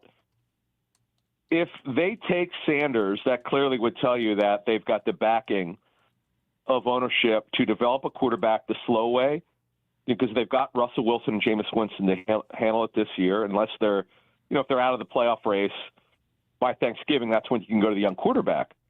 So that would tell you, wow, that they would really have the support to do that. Whereas if they go with Abdul Carter, who's, to me, I mean, that right now would be my favorite to go at 3, you're still taking the best player, by the way. He would be the best. Travis Hunter will go at 2. That would be the right decision. Now, again, could they trade down? This is not a top 20 is not where you trade down. It's hard. You'd love to do it if you're the Giants, but the value is just not there. Again, this is not a good first round, particularly in the top 20. Yeah. Let's go to the North, where the Lions, they openly, one of the players, Amon-Ra St. Brown, said, we think we would have beat the Eagles. We want to play the Eagles on that first game. So the Lions, this is a wide open division. There is nobody in the division with minus odds right here. You cannot get everybody in this division. You're getting plus money, including Detroit. See, if you're a futures player, right, Mike? I've always said this on Sports Square with Scott Farrell. You got to get in early. My number one play last year was the Steelers over 7.5 wins, which with Scott's a Steelers fan, so he and I kind of laughed at that one. We never thought the Steelers were a very good team, but Mike Tomlin never had a losing record. So how in the world are you coming up with that, with them having less than 9 wins? So they shattered that pretty easily. Now, if you look at the NFC North, the Lions are plus 135. Here's why. The Packers are good every year, but I've deemed them my most annoying team. They're always good, and then they fizzle in the playoffs. Matt LaFleur is a bad playoff coach. He's an excellent regular season coach. He's kind of like the Lamar Jackson of coaches, right? Yeah. Can't win the playoffs. It just can't. Lamar's record is not good in the playoffs. So the Packers are plus 275. Lions are plus 135. Now, the Lions will address their pass rush problem. They're going to get Aiden Hutchinson back. They had a cornerback problem. They had injuries there. They know this. This will be somewhat of a defensive draft. Vikings are plus 400. They're getting J.J. McCarthy back. They expect him to be their starter. And the Bears are getting a little respected at plus 425 with Ben Johnson as their head coach and play caller. All right, Adam, let's go to the South, which is wide open, it seems like, every year. But it feels like the Buccaneers have kind of grabbed this thing a little bit. They've kind of pushed everybody down the list a little bit. The Saints have a new coach. It probably looks like a new quarterback. The Panthers have been a disaster. But the odds in the South actually say the Saints might be worse than the Panthers now. Yeah, these odds are interesting. So, not surprisingly, the Bucs, who were pretty much since Tom Brady was their quarterback, that they seem to win the division just about every year, the plus 100. And I like them, by the way. I think that they will win that NFC South based on where they're at. They need some pieces in their secondary, no question about that. They need another pass rusher, but their offense should be very good. The only problem there is they got another new play caller. It's crazy. 3 straight years of a different play caller on offense. Falcons with Michael Penix at quarterback, who you mentioned, they're plus 240. The Panthers getting some respect at plus 400. I looked at it twice at the books that I looked at them. No, they're plus 400. Bryce Young ended the season pretty well, so obviously the money is where the Panthers are getting a little bit of respect with Bryce Young playing better. The Saints are plus 1,000. Some uncertainty with Derek Carr's shoulder issue. They're a train wreck. The Saints are they're so mediocre. But Kellen Moore's their head coach. He decided not to stay with Eagles to take that head coaching job. I don't blame him. That's life-changing money. Certainly understand that. He'll make more this year as a head coach of the Saints than he did ever as an NFL player, Mike, for his total career. So I don't blame him. I don't blame him for taking this job. Let's finish up today looking at the NFC side, and we'll go to the West, where this thing was wide open.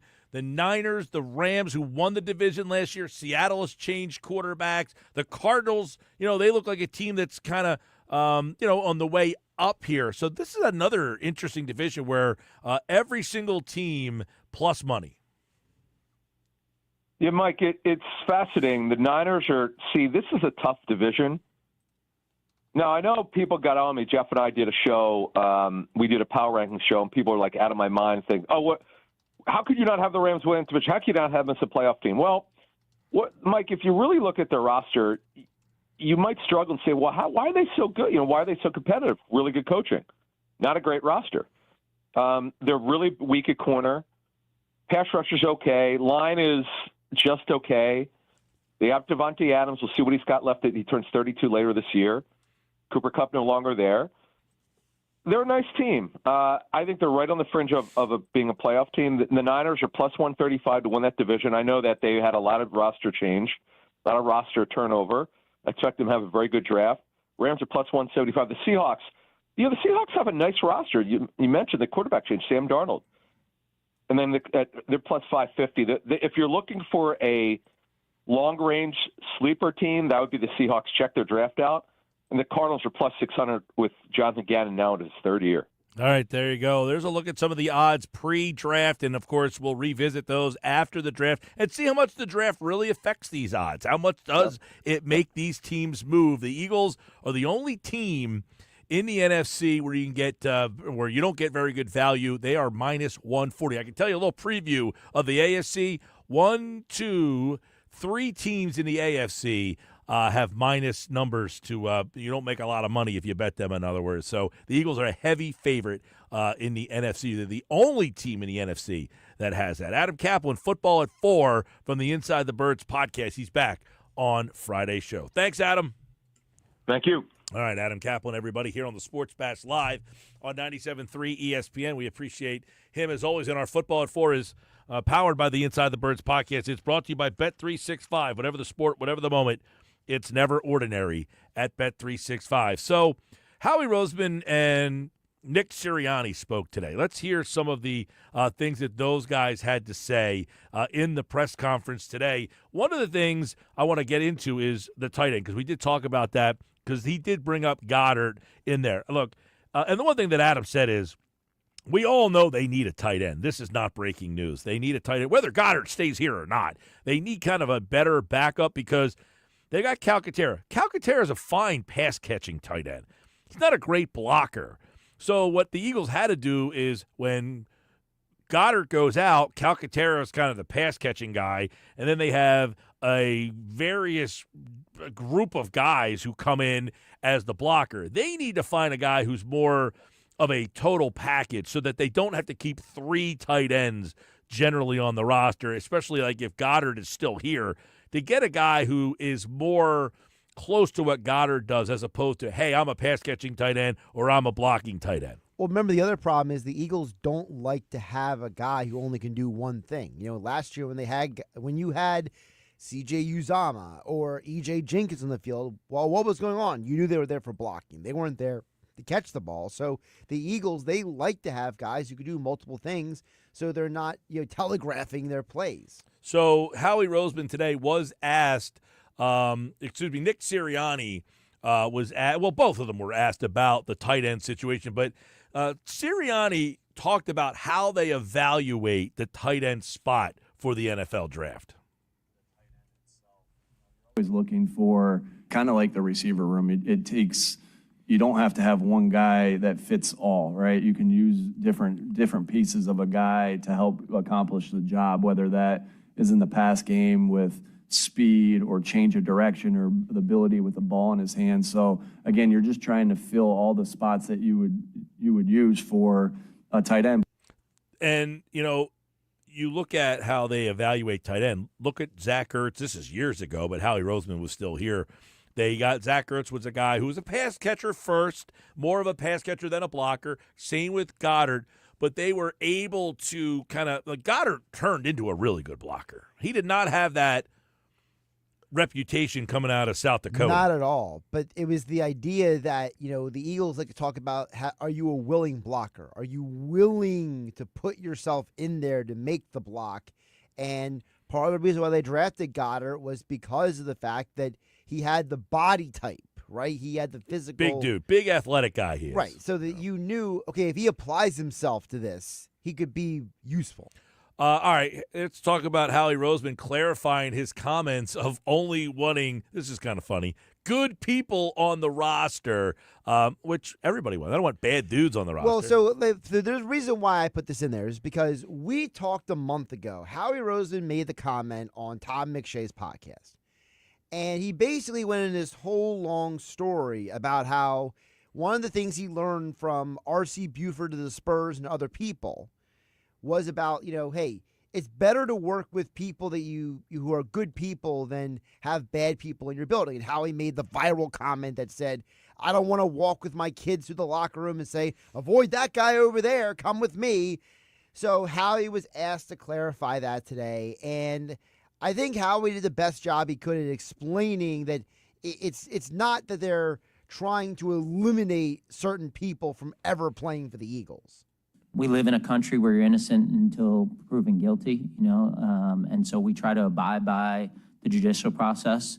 But I think, to get in kind of the details of what we do, part of our internal dynamics that I probably wouldn't want to get into, but certainly we try to not make it subjective is basically what I would say, so that if we really like a player, we can make excuses for that player. So we try to have objective criteria when it comes to the issues that you're asking me about, but it is important to us, the people that we bring in this building, and that we know we can win with really good people, and we also know that young people make mistakes in other areas. Yeah, he because he did get a little bit criticized for saying we only look at good people. In other words, we don't even think about guys. Well, Correct. That's not entirely accurate.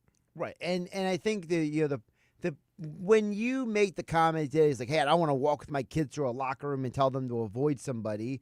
There was a lot of, aggregators and people who picked up on that and tried to say, see, that, and create, entire narratives out of it. Let's look at a couple more here from today, and this is Howie Roseman and Nick Sirianni, and he talks about why they prioritize the defensive line like they do.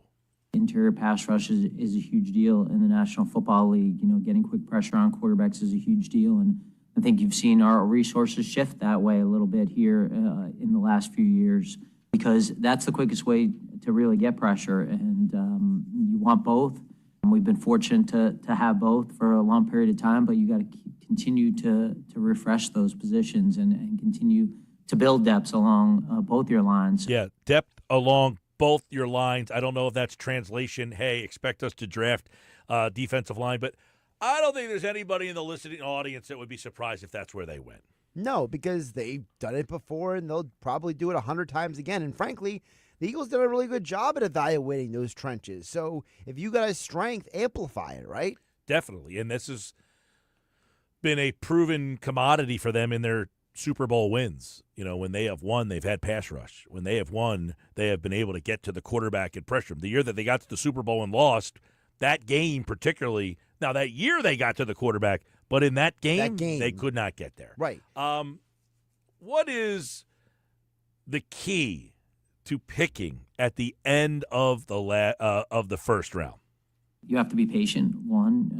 You have to allow things to come to you. Your chances that you're trading up into the top 10, top 15, top 20 are slim. That's hard to do. So you have to really kind of understand the strengths of the draft. You have to spend a lot of time being realistic about who do you think you have an opportunity to get so you can spend a lot of time with them.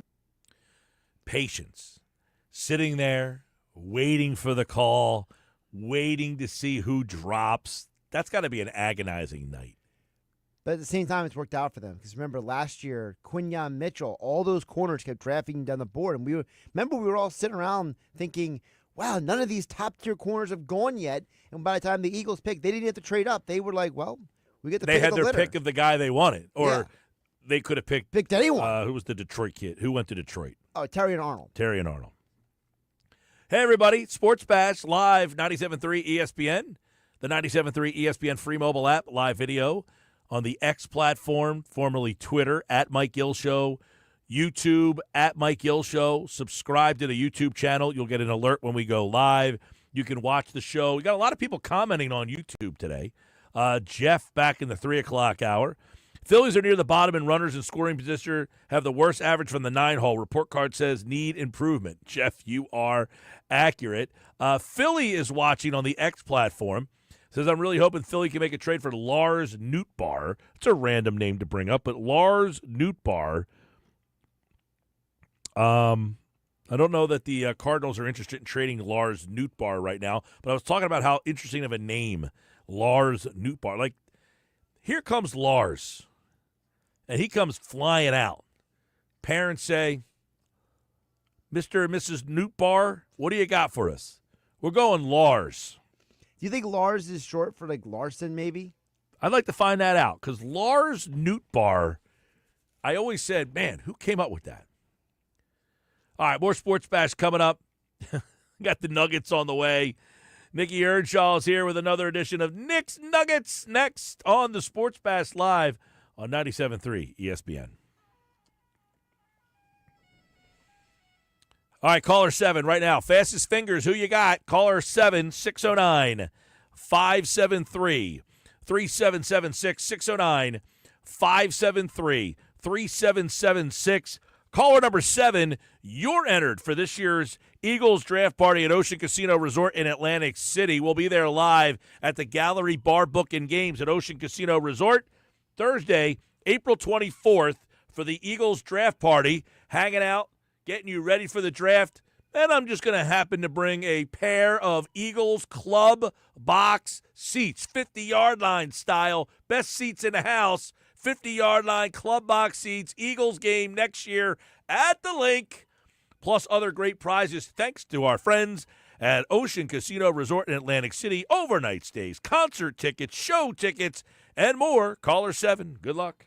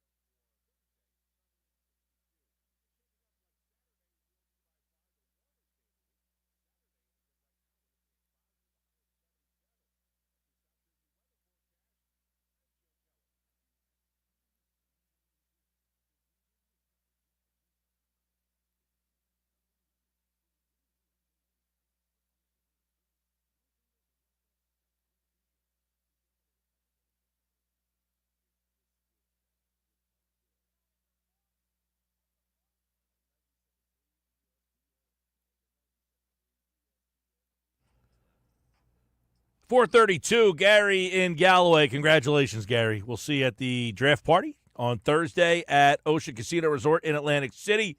Our Eagles draft party will be a huge show, big day, a lot of people, big party, big prizes. Eagles, club box tickets, overnight stays, concert shows, and more. Concert tickets to shows, and more. Nick Earnshaw will not be there, though. He's missing out on the fun. But he is host of the Shift podcast, and he is producer of the Locker Room Weekends on 97.3 ESPN, and he joins me right now for another edition of Nick's Nuggets, brought to you by The Hub, gear that works as hard as you do. What's up, Nuggets? What's going on, Mike? Don't count me out just yet. Don't count me out just yet. We're working on some things. Don't worry about it for the draft day. We're working on it, all right? We're working on it. So don't count me out yet. Don't count me out yet. I'm going to do my best. But listen, down at the ballpark last night, I mean, what a great start to the game. You get off the 3-run lead. It looked like things were looking up. Taijuan Walker, one bad inning. It was the third time was the charm. Third start of the year, has the one bad inning, throws it into center field. And by the way, those 2 runs did not count against his earned run average. So he only got 4 earned runs, not 6 earned runs last night. So there was that. And then today, very interesting. We're going to start with this. Nugget number 1, Mike Gill. Brandon Marsh back in today's lineup. Did a 360. Before the game yesterday, Rob Thompson, all in. Brandon Marsh going to get a couple days off to clear his head. Today and last night, after the game, Rojas didn't have great at-bats. He said, quote, over-aggressive in his at-bats. And then today he tried in his pregame availability to say that his at-bats last night regarding Rojas is not the reason Marsh is back in the lineup. That's not true. I mean, it's clearly why Marsh is back in the line. They have nothing going in center field right now. Center field is a dead zone, Mike Gill, for the Philadelphia Phillies. They have no choice but to bring up Justin Crawford. They have no choice at this point. I mean, there's no answer in center field right now. It's that bad. Listen, and you got Justin Verlander pitching tonight too, so that obviously I think might play into this as well. Look, you're watching Rojas, who again cannot hit. I mean, he just can't. He gets on base by accident sometimes because he's fast. He hits a little nubber in the infield. He beats it out. He hits a little flare over the first baseman's head. That's the only way he gets on. Now you put Verlander, who's not the same pitcher that he's been. I mean, he's been pretty bad this year. But because he's right-handed, Rojas struggles more against righties. I mean, lefties usually. He's better against righties than he is lefties. But I'm imagining they figure, hey, Verlander struggling this year. He's right-handed. I guess Marsh, we got to go back to Marsh after what we saw last night. I would have to think that has a little bit of something to do with it. I don't know what you do. That is a dead zone out there in center field. You might as well just play 8 players at this point in your entire lineup because center field's a total disaster right now. I think you got to bring up the kid. I know it's April 15th. I understand, but he's right there. And by the way, Rojas is fast. I mean, Justin Crawford's a 75 grade on his speed. That's how fast he is. He can run. So might as well at this point. And Rojas was a lesser prospect at the time they brought him up in Double-A when they brought him up. You can't do any worse than you are right now. You might as well just give it a shot at this point. The problem with Crawford is they're worried about him grounding out too much. That is the concern with Justin Crawford at the dish. I don't care. I mean, you can't get worse than this. Well, I mean, really, I don't have a problem with Crawford. I mean, if you're going to die on that sword, I don't have a problem with it. But we're acting like Crawford. He's not even hitting that well in AAA right now. He's struggling. He's struggling there. He got off to a really good start. He hasn't done squat in about a week and a half. He's down to 250. So, and like everybody, you see more of somebody, you start to struggle. The last thing this team needs is to bring up their top prospect, throw him into this situation, and then have him fall on his face. That's the problem, and he's left-handed. Like, we're acting to me, I'm coming to these terms. The left-handed problem that this team has, I'd almost start to call people and say, what do you give me for Crawford? Because I can't add another left-handed bat into my lineup. I do not have roster construction availability for this guy. So if I'm going to play Justin Crawford and call him up, he's going to have to play every day. There's no right-handed complement to him. So he better be able to come up here and hit lefties. If you're telling me you think Justin Crawford is ready to come up here every day and hit lefties, well, I don't care. Well, when he's hitting 172 and now you've ruined your best prospect, that's a problem. So you better be sure that he's ready. Now, you might say, well, these other guys aren't doing anything. You don't care about ruining Brandon Marsh or Johan Rojas. I do care about ruining Justin Crawford. Yeah, I mean, but this goes back to the roster construction of the team itself. I mean, they didn't address this in the offseason. They just did not address it. They brought in Max Kepler. That was their big signing, their big bat. Nothing has changed, and you are in the same situation. It might even be worse than last year with the problems you have in the outfield. Now, Castellanos, I understand. He hits a home run last night, big home run, great. Castellanos is what he is. You stick him in right, you have him for another year, great. Center field and left field are an issue, and center field's been just neglected forever on this team. And you thought, all right, Rojas comes up, he can play a little defense. The guy can barely get a bunt down. It's taken him 3 years for me to actually witness him getting a legitimate bunt down the other week. I mean, that's how long it's taken Johan Rojas to figure out how to bunt. I don't understand that one. So if he can't, I mean, he can't hit. He just can't hit. And Brandon Marsh is just, he's hit a wall. And maybe tonight with Verlander struggling, fine. You put him back in and you go back on what you said. But you might be right. Maybe you do look outside the organization. Maybe you move on from Crawford. Because in your window right now, you're trying to win right now. Yeah, I mean, maybe listen, you move on. Maybe you try and go get a right-handed bat now. there is no question. They're not throwing away a season with this crew. No. Yes, they're trying to win right now. They have to balance whether or not bringing up a kid who has played 15 AAA games is ready to play every single day in an area where you struggle. You cannot hit left-handed pitching because your starting center fielder is left-handed. So you have to now find someone to replace him that can hit left-handed pitching. You're asking a kid to say, hey, can you come up to the major league level and hit lefties? That's a lot to ask. Now you would say, this kid's such a good prospect. Just throw him out there. Blah, blah. I'm not arguing with that. If he's ready, fine. Bring him up here. There are plenty of kids in this league that are 21, 22 years old that come up here and perform. He has not displayed that yet. That's the problem. It's not like he's down in the minors ripping it up, hitting 350. He's hitting 250. Yeah, I mean, but that's the only option they have. That's it. Yeah, you can keep playing Marsh and Rojas, but at some point you're gonna have to make a move. Now, for you, Mike. Yeah. When is the cutoff? When do you just say enough? I'm there. I'm already there. Enough of this nonsense going on in center field because that's what it is. I mean, this has been years. I think that's why I'm at a point. I think a lot of people are at a point where it's like, bring up the kid. Just bring him up because this is a years-long problem. It's been happening for a long period, not just the month of April. We live in a society that always wants the new guy, the new kid, the new toy. It's always the But they new never guy. got, they haven't had a new toy. They've barely had, Brandon Marsh hasn't given you anything in 3 years since 2022. Right. No, I'm saying now they have a kid who's 21 years old. And by the way, in all of his minor league stops, at rookie ball, he hit 300. At single A, he hit 330. At high A, he hit 299. At Double A, he played 40 games last year. He hit 333. And right now he's at Triple A. He's played 14 games. He's hitting 254. So for the most part, every stop he has gone, he has been able to handle himself 300 pretty much all the way across. Now, he's played 14 games. I'm not going to sit here and judge the guy.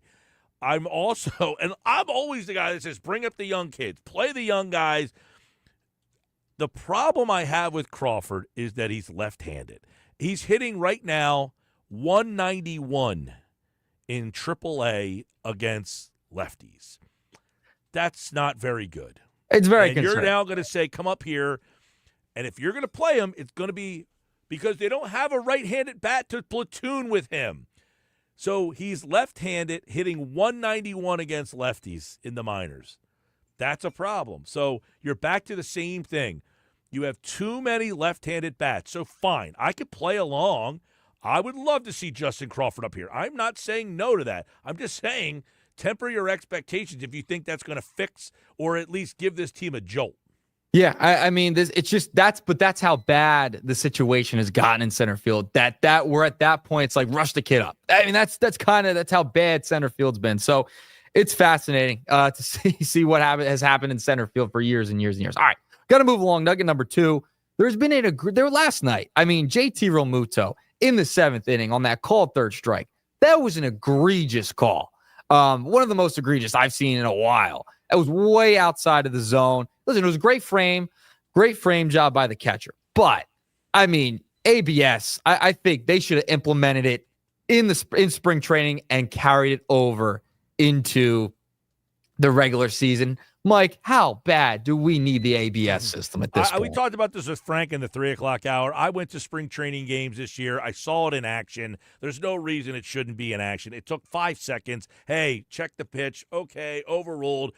It's ridiculous that they don't have it out there. I don't know why they don't have it implemented by now, and I don't know how or why you can watch what goes on a night-to-night basis and not say, okay, let's vote on this and get this thing implemented by the All-Star break. I mean, this isn't a conversation. This is easy to do. Just get it in there. I watched the pitch, afterwards here. Yes, it's a great frame job. It's not watching it slow down is not as egregious as if you're watching it in real time. Yeah, it's a bad call. He misses the call. There's no question about it. And then you put those graphics up where you show where the pitch is. It makes it look even worse. But these guys are human, and the catcher did a great job. If you watch that thing slow down where he actually catches it, he catches it in the strike zone. It's where is he calling that? Is he calling it where it crosses the plate where you're supposed to, or where he actually, where the ball ended up in his glove? If you actually, I have the picture. I'll bring it up for you if you'd like. We put this up earlier. He actually catches the ball in the strike zone. Yeah, but it's where it crosses the plate, right? Like that's where it was. It was outside. But I think if you add the ABS, there's where he caught it, right there. It's in, right? It's just going to help you. It's going to help everybody out. It'll correct the mistakes. Where he catches that ball in the picture, does that look as egregious as it felt like? It's because of where it's the way he turned his body too. That was part of it too. It's the way the catcher turns his body to make the frame job look like that on television. And remember, the box, we know how bad the box is. The box is never right because it has to change sizes all the time. And that was one of our beefs. We've talked about that before. So listen, I thought it just makes you go back and listen. And it's like, we need ABS. It's just a reminder that this is coming. It needs to happen. It's quick, it's fast, and we could correct calls like that in situations like that as well on a 3-2 count. And JT's a catcher. He knows how to frame a pitch like that. But it was outside of that in that spot. You can't have a bad call like that. Can't have a bad call like that. I'm 100% for the ABS. It's perplexing after I watch it in spring training. It's easy to implement. I don't know what the big deal is. Like why couldn't they have just implemented this year? There's no need for a test run. You've tested it through the minor leagues. You tried it. We know how it works. It works very well. 100%. I watched it in action. I was at spring training and I saw it. They used it multiple times the games I was at. Yeah, so that's where we're at this point with the robo-wumps, et cetera, et cetera. All right, let's move along. Nugget number 3, you put out a poll question, and it's the age-old question, Mike Gill, regarding the fun top-of-the-lineup topic. Who should lead off? And right now, I want to go check your poll. Listen. Kyle Schwarber's in second. Trey Turner's in first at 39%. Bryson Stott at 21%. Other at 9%. Saw some of the comments. People suggesting Bryce Harper. Listen, the best leadoff hitter on this team is Kyle Schwarber. You go look at the numbers. Career-wise, he is the best leadoff hitter. He's hit in the leadoff spot the most in his career. He is the best leadoff hitter. However, the way your lineup is performing and the production you're getting out of certain players, you can't put him in the first spot because of what everyone else is doing around him. That's been the issue. It's everyone else. It's not Schwarber. Schwarber would be great in the first spot. but the lineup is not producing. The Bohms of the world. You don't know where to put Stotts. Castellanos is Castellanos. There's no protection for Bryce Harper. So you have to put him at 4. Castellanos has been the most consistent guy they've had all season. I would venture to say even more so than Schwarber's had the most production power-wise. Yep. But batting average 310, Schwarber's Castellanos has pretty much been the best guy they had. Unfortunately, nobody's worried about Castellanos. And that's been the problem. Because when they signed those two guys 3 days apart, right? Schwarber on March 20th, Castellanos on March 23rd. When you sign Castellanos, your intention is he's going to be the right-handed bat to hit behind. By the way, that's the way they did it the entire first year that they were both here. Castellanos hit fourth, Schwarber hit leadoff. The problem was Castellanos has not been good enough in the 4-hole because he's not able to.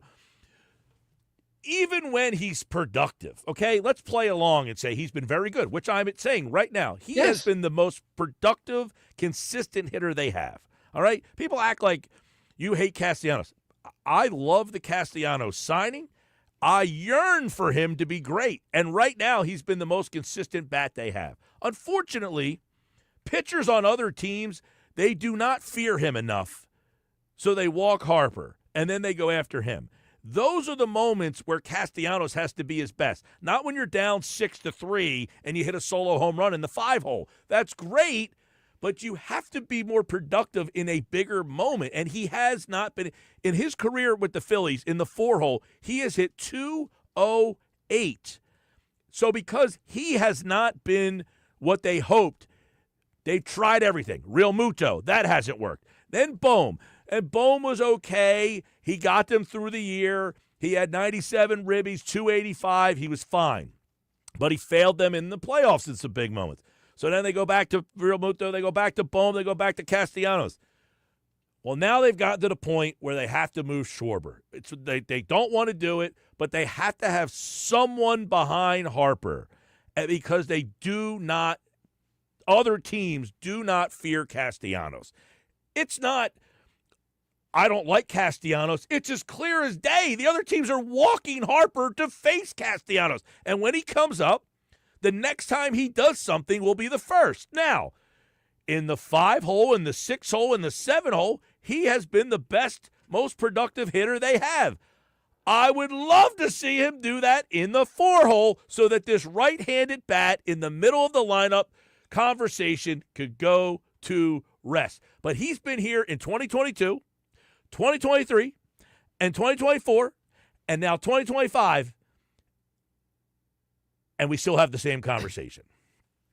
It's still going. It's still going, Mike. That was an all-timer, by the way. That was an all-timer right there, I think, on the Sports Bash. That was fun. That was a fun Castellanos rant. I love getting you going about Castellanos because he just nobody fears him. I agree with that. He's not feared enough. They're putting Harper on. You have to have Schwarber in the 4-hole because no one else is doing the job. You can't put Bohm there. You can't put anybody else there because there's no protection for him. No, so this is, even though Schwarber's the best leadoff hitter on the team in my estimation, go look at the numbers. Go look at him. He's better than Turner. Schwarber has hit leadoff in his career more time than anywhere else by far. It's not even really close. He's a leadoff guy.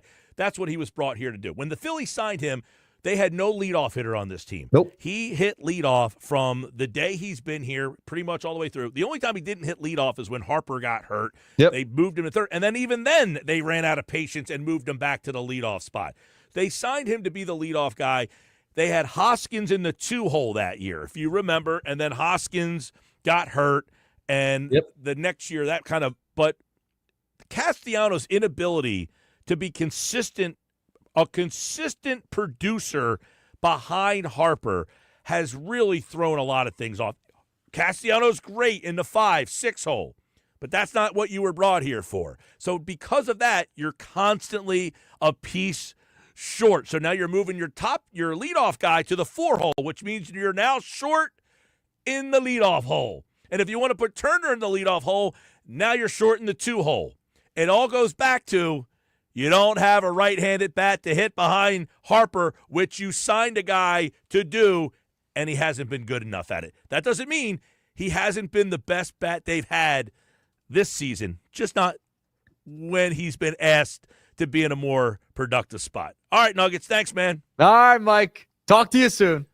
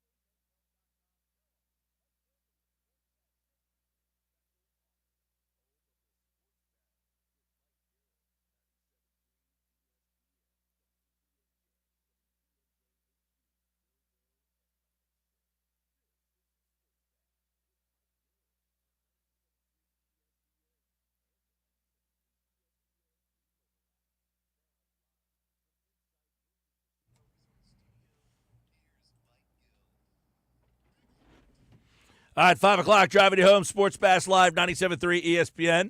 Got another chance for you to qualify coming up for the Eagles draft party in about 25 minutes from now. Listen for your chance. The cue to call is on the way this hour. I'm Mike Gill. This is the Sports Bash. Phillies lineup, we have that scrolling at the bottom of our screen if you're watching on the YouTube and on X platform. Bryson Stott leads off. Trey Turner hits 2. Bryce Harper hits 3. Kyle Schwarber hits 4. Nick Castellanos hits 5. JT Realmuto hits 6. Max Kepler hits 7. Alec Boehm hits 8th. And Brandon Marsh is back in the lineup tonight. He hits 9th. One day after Rob Thompson said that Marsh would sit a couple of days, potentially 3. Just to give him a blow, mental, physical blow. You know, he's thinking about it quite a bit right now, and everybody goes through it at some point. I just thought that maybe give him a day or 2 off and just let him watch for a minute. Probably 2 days at least. Yeah, but then we got Ray so it might be 3. You know, see how tonight goes. So at the end there, he says, let's see how tonight goes. Did tonight go so bad that he decided to already go back to a guy who's hitting 108? I mean, listen, we all understand that Johan Rojas cannot hit. He's out there for his defense and speed and whatever. But it was so bad last night in certain situations that already that the organization had to come together and say, listen, we've got to get Marsh back in the lineup tonight because it's a right-handed pitcher and hope that he just gets himself right. Now, yesterday, apparently he was out there doing a lot of pre-batting practice, and he was out earlier. Oh, he looked great at batting practice. How about this? No, there's a right-handed pitcher going tonight. Rojas struck out every time he had a big situation. We've got to go back to Marsh here. This is how bad it's gotten for this team. That they essentially have to get Brandon Marsh in the lineup because they have no other options. So you have to start looking for options. You cannot keep this charade up. And even if your one option is, I want Marsh to be the left-hander in this platoon, you've got to figure out a way to upgrade the right-handed side of that platoon. And I would say in both spots. Now, Weston Wilson is going to come back, I would imagine, sometime this week. I wouldn't be surprised if by the end of the week he is ready to go and you put him out there in left field. But that only really answers the left field question, okay? I don't know. Maybe you can look this up for me, Josh. I don't know that Weston Wilson has played center field. Quite frankly, he's not really an outfielder. I mean, he is more – today he's playing second base. I know he's played third. He's played second. He's played left. He's maybe played right. I don't think he's ever played center field before. I could be wrong. It's hard just to stick a guy out in center field and say, hey, go play center field. Now, again, I think Edmundo Sosa can do it. He can go track down a fly ball, and he's not going to be embarrassing. Although, we saw him play left the other night. Here's the problem when you just stick a guy out in the outfield, okay? It's not that they can't catch a pop-up. They can catch a fly ball. They can track a fly ball. The ball coming off the bat, sometimes if you hit a liner and it kind of bends away from you, that's an issue. Getting the read off the ball when you're playing the outfield, when you're used to the infield, because the ball in the infield, generally, if you're getting under it, it's sky high in the air. In the outfield, it might not be as sky high. It might be like a low liner, a humpback liner. The other issue with just sticking a guy in the outfield who's not really an outfielder, especially when you're in center field, the center fielder is the guy in charge. He is, as what we were supposed to see with Rojas last week. He's supposed to be the guy that actively takes charge and says, it's my ball. If you're putting Sosa in center field, he was a guy that was kind of like, you catch the ball playing left field the other night. As the center fielder, that's a ball that's supposed to be his that he would be saying, mine, mine, mine. So it's hard to just say, hey, we're going to put Sosa. Now, I'm not saying not to put Sosa out there. Do not get me wrong here. At this stage, against left-handed pitching, I would find a way to get Sosa some more at-bats by playing him in center field, and Marsh would be the other guy against right-handed pitching. Accentuate the positives. Give Marsh a little bit of a chance to see right-handers and that he can get some confidence back. Use Sosa in the center field spot against left-handers. they are really your only options right now. You cannot, there's nobody else that plays center field on this team. You can't just say, hey, let's throw Weston Wilson in center field. Has Weston Wilson ever played center field? He has 2 center field starts in rookie ball in 2016. Okay. He has 1 other defensive replacement appearance his entire career, majors and minors combined since. Yeah, I mean, Cody Clements has played right field 1 time. He has played left field 16 times. I mean, Weston Wilson has played some right field at least. But by the way, Cody Clements is also a left-handed hitter. So, and he's never played center field. He has played the outfield 17 times in his entire career. So, again, you're not going to just stick Cody Clements in center field. I mean, I would like to know, do people wake up in the morning and just do they literally bang their head against the wall? How could you – I would love to know. You would have to really be somewhat – I can't even come up with the right description. But to come to terms with, I think Cody Clements should play center field. I mean, that's insane.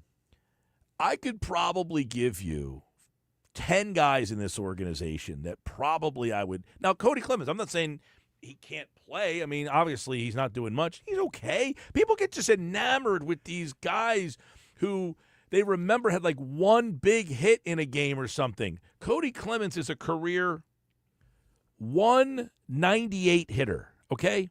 198 is his career numbers. Now, I know the retort. He hasn't been given an opportunity. He struck out 40 times in 47 games in 2023. Last year, he hit .219 with a .258 on-base percentage. Well, he doesn't play enough. A lot of those games that Cody Clements played were consecutively. He was out there playing a lot when Harper was hurt. So he did play pretty exclusively Clements for a while. These guys aren't helping you. If you're going to the bottom of the list and saying the guy that should help this team is Cody Clements, no, it's not Cody Clements. It's not Cody Clements. It's not Edmundo Sosa. Those aren't the guys that you're bringing up or bringing in to try to fix your team's problems. Now, you would say, well, you can't keep doing the same thing. Well, you know what? 15 games into the season, you don't make judgments on guys and say they can't do this, they can't do that. Even though, if you ask me, do I think Brandon Marsh will turn things around? Not necessarily. I don't think Brandon Marsh is a very good player. I mean, he's an average player. Although, that being said, Brandon Marsh, even though I'm not a huge Brandon Marsh fan, I'm being objective here. Brandon Marsh is a average player. All right, if he's hitting the 9 hole for you, if you have a guy hitting number 9, last year, Brandon Marsh, last year for you, hit .249. All right, the year before that, .277.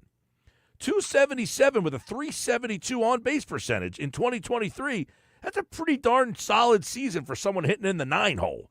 Last year, .249 with 16 homers and 60 RBI. That's not terrible. So if Brandon Marsh is that guy against right-handed pitching, you're fine. So far, though, 15 games in, he hasn't been. So that's why I'm saying I'm not going to write him off. I'm not going to write Marsh off against right-handed pitching.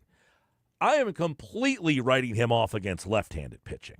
I have zero desire to see him perform against left-handed pitching. Don't need to see it. I don't need any more Brandon Marsh. But if you want to say, fine. But if that's the case, you have got to find a guy to hit right-handed in center field. Now, the other situation is in left field. I would play Sosa in left field against left-handed pitching. The problem is you can't play him in center and left. Where can you find someone? Now, Wilson's going to come up and play left field most likely. So that's why Sosa would probably be more inclined to play right field. You mean center? Center field, right, exactly. So if you want to play Sosa against left-handed pitching, fine. And you want to play Marsh against right-handed pitching, there you go. And then you have till the All-Star break to try to find somebody else, right?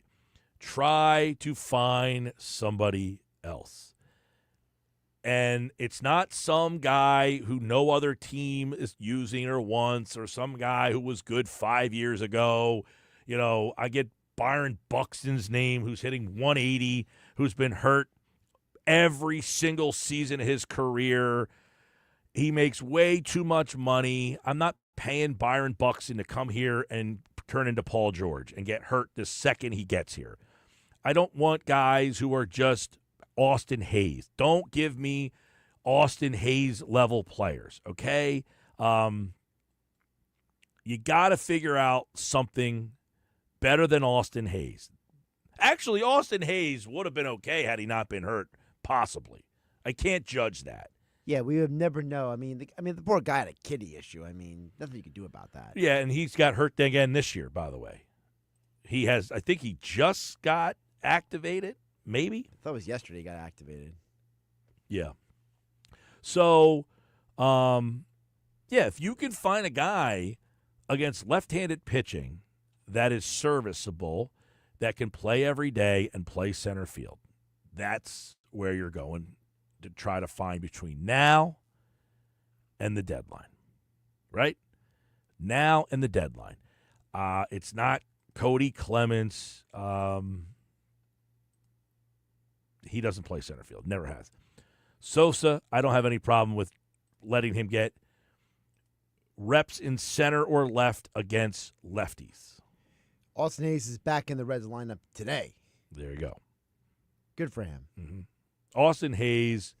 Hey, listen, they brought Austin Hayes here because he was a guy who mashed left-handed pitching. Yeah. When they got him from the Orioles. But this is the problem. Like, Austin Hayes, his splits against lefties, which is why the Phillies went and got him. So I understand, his lefty numbers in his career are 277, 23 homers. I mean, so he wasn't great against lefties, but he was certainly better than what you had out there. So the right-handed bat that you've been kind of lacking, they figured, okay, let's go get Austin Hayes. He's been a guy who's hit lefties in his career, and that really hasn't worked out. Austin Hayes in 2023 was an all-star, and he had a pretty good season, and he ends up getting hurt. So fine. I mean, that doesn't work out. But like I said, you've got to get an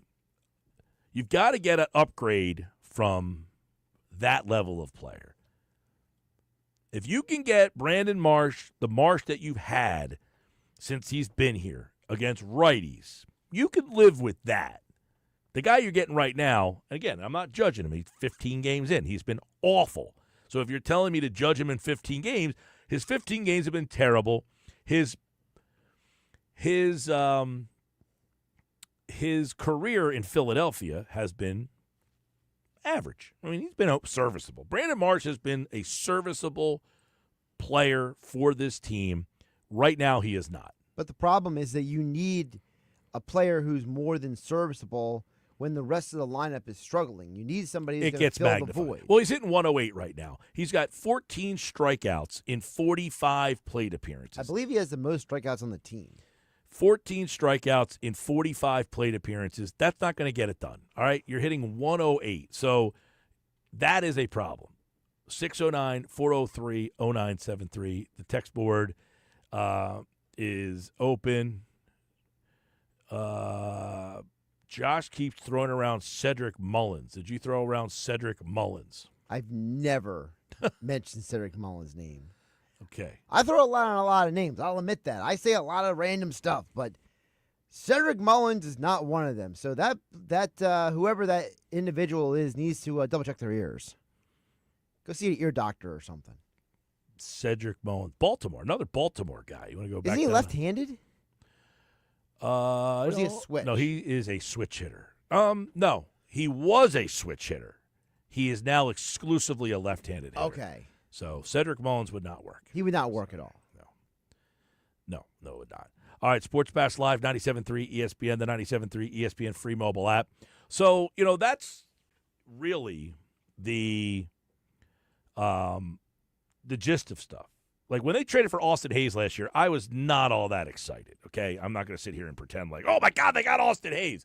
But their reasoning was, hey, he could platoon in left field and with Marsh. Right. And be the right-handed guy to Marsh, the left-handed guy. It was a logical move. It was a move that was based in logic. And even though maybe Austin Hayes wasn't your personal favorite player, you at least had to step back and be like, all right, they're trying to do something. Yeah, that's the thing, is you have Marsh as the left-handed guy in left field, and then you have – now the problem was I think they were trying to go with Hayes every day because Dombrowski was really all about Hayes. I mean, when they got him, they're like, we see him as an everyday player. Right. So that was a Dombrowski move. I mean, he really he talked about it when he got him. We had our eyes on this guy. He called him a former All-Star multiple times in the press conference. Dombrowski. Yeah. Dombrowski was all about Hayes. Oh, he was a former All-Star. We love this guy. We tried to get him last year at the deadline, and they couldn't. Bummer, right? But I will say he ended up getting hurt, and we never know. But I was put it this way. I was about as excited for Austin Hayes as I am for Max Kepler. Well, but that's part of the problem, and that is, okay, you lost Austin Hayes at free agency. You replaced him with a left-handed hitter. At this stage, I'd take Hayes back over Kepler. Probably cost you a lot less. Agree or disagree? I'm fine. He's right-handed. Thank God. I mean, it's you're almost at the point where it's like, hey, would you rather have slop or real food? I'd rather have real food. 609-403-0973. Mike, all jokes aside, there are really no good center fielders in the game. Well, that is like one of the problems is there's just not a lot out there. That's true. Yeah. Half of them play for the Dodgers. Mike Paul in Millville says the much of the outfield fans last night were begging, chanting for Crawford. Is it time to take a flyer on the kid? Listen, Paul, I am always for calling the young guy up and playing him if you have no option. The problem that I have with Crawford is he hits left-handed. Right. Marsh hitting against righties is not your problem, although so far he has not hit anybody.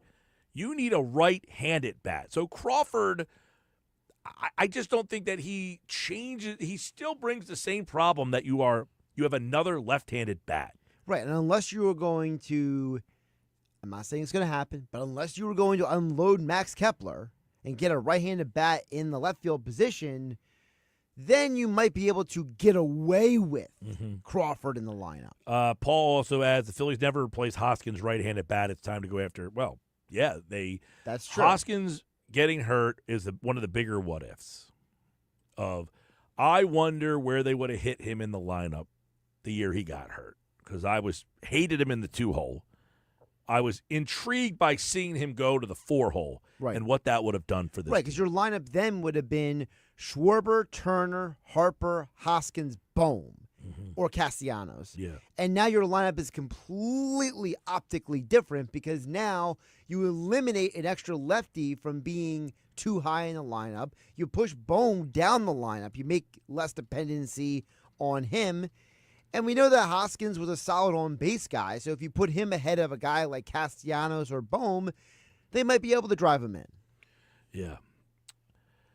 I don't know, man. I'll have to, and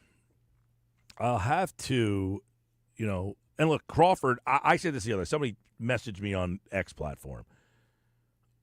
I said, I wonder if they have a rough home series here, if Dombrowski starts to look at how he can shake things up, and then somebody like went nuclear on me, like, oh my God, you think they blow it up? I said, I didn't say blow it up. I said shake it up. And he said, well, what would you do? I'm making calls to see if anybody wants Stott. I'm making calls to see if anybody wants Crawford. I'm making calls to see if anybody wants Suarez. Now, if I don't get what I want for Suarez, I'll throw him in the bullpen. I'm perfectly fine with that. But if I can get a right-handed bat for Suarez, I make that move. If I can get a right-handed bat that is a all-star level now, I'm talking about a high for Crawford. If I'm trading Crawford, now I'm getting high level player. That's different. And Bryson Stott, I just don't know what he would get me in return. Maybe a bullpen arm, something to that effect. And I take my chances playing Sosa every day at second base. I mean, I don't think he's going to kill you. He probably hit 230, strike out a whole heck of a lot, but whatever. I mean, at the bottom of the order, he'll rip a double every now and then. So I have no problem doing that. But I would definitely start to explore what to do with Stott. Can I get a massive deal for Crawford? And not because I don't like Crawford, he's left-handed, and I can't go down this left-handed road. I can't do it. All right, Sports Bash Live, 97.3 ESPN. We'll do Rye or Cy coming up on the other side. We got that on the way, so hang in there. We'll do one segment of Rye or Cy today. A lot of text messages. Good job today on the text board, 609-403-0973. More Sports Bash on the way. Rye or Cy coming up next on 97.3 ESPN. But first, hey, last chance to qualify tonight for the Eagles draft party. Caller 7-609-573-3776. 609-573-3776. Caller 7 right now. You are entered into this year's Eagles draft party. We're going to be live at Ocean Casino Resort in Atlantic City. You can win a pair of Eagles Club Box tickets for a game at the Link, win an overnight stay at Ocean Casino Resort, and Ocean has all sorts of gift cards and tickets to shows. It's all at our Sports Bash Eagles Draft Party, our annual event. Last year, it was a huge party, and this year, it's going to be even bigger. Ocean is opening up the gallery for the Sports Bash, and we've got a pair of Eagles Club Box tickets. Caller 7 right now, 609-573-3776. Good luck.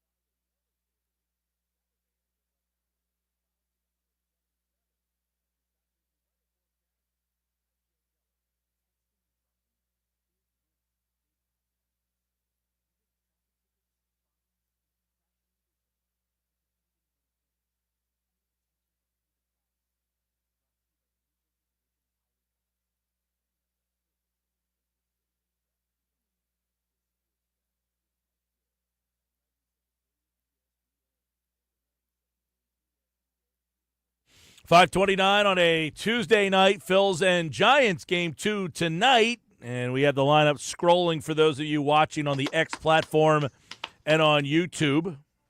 I'm Mike Gill. This is the Sports Bash 97.3 ESPN.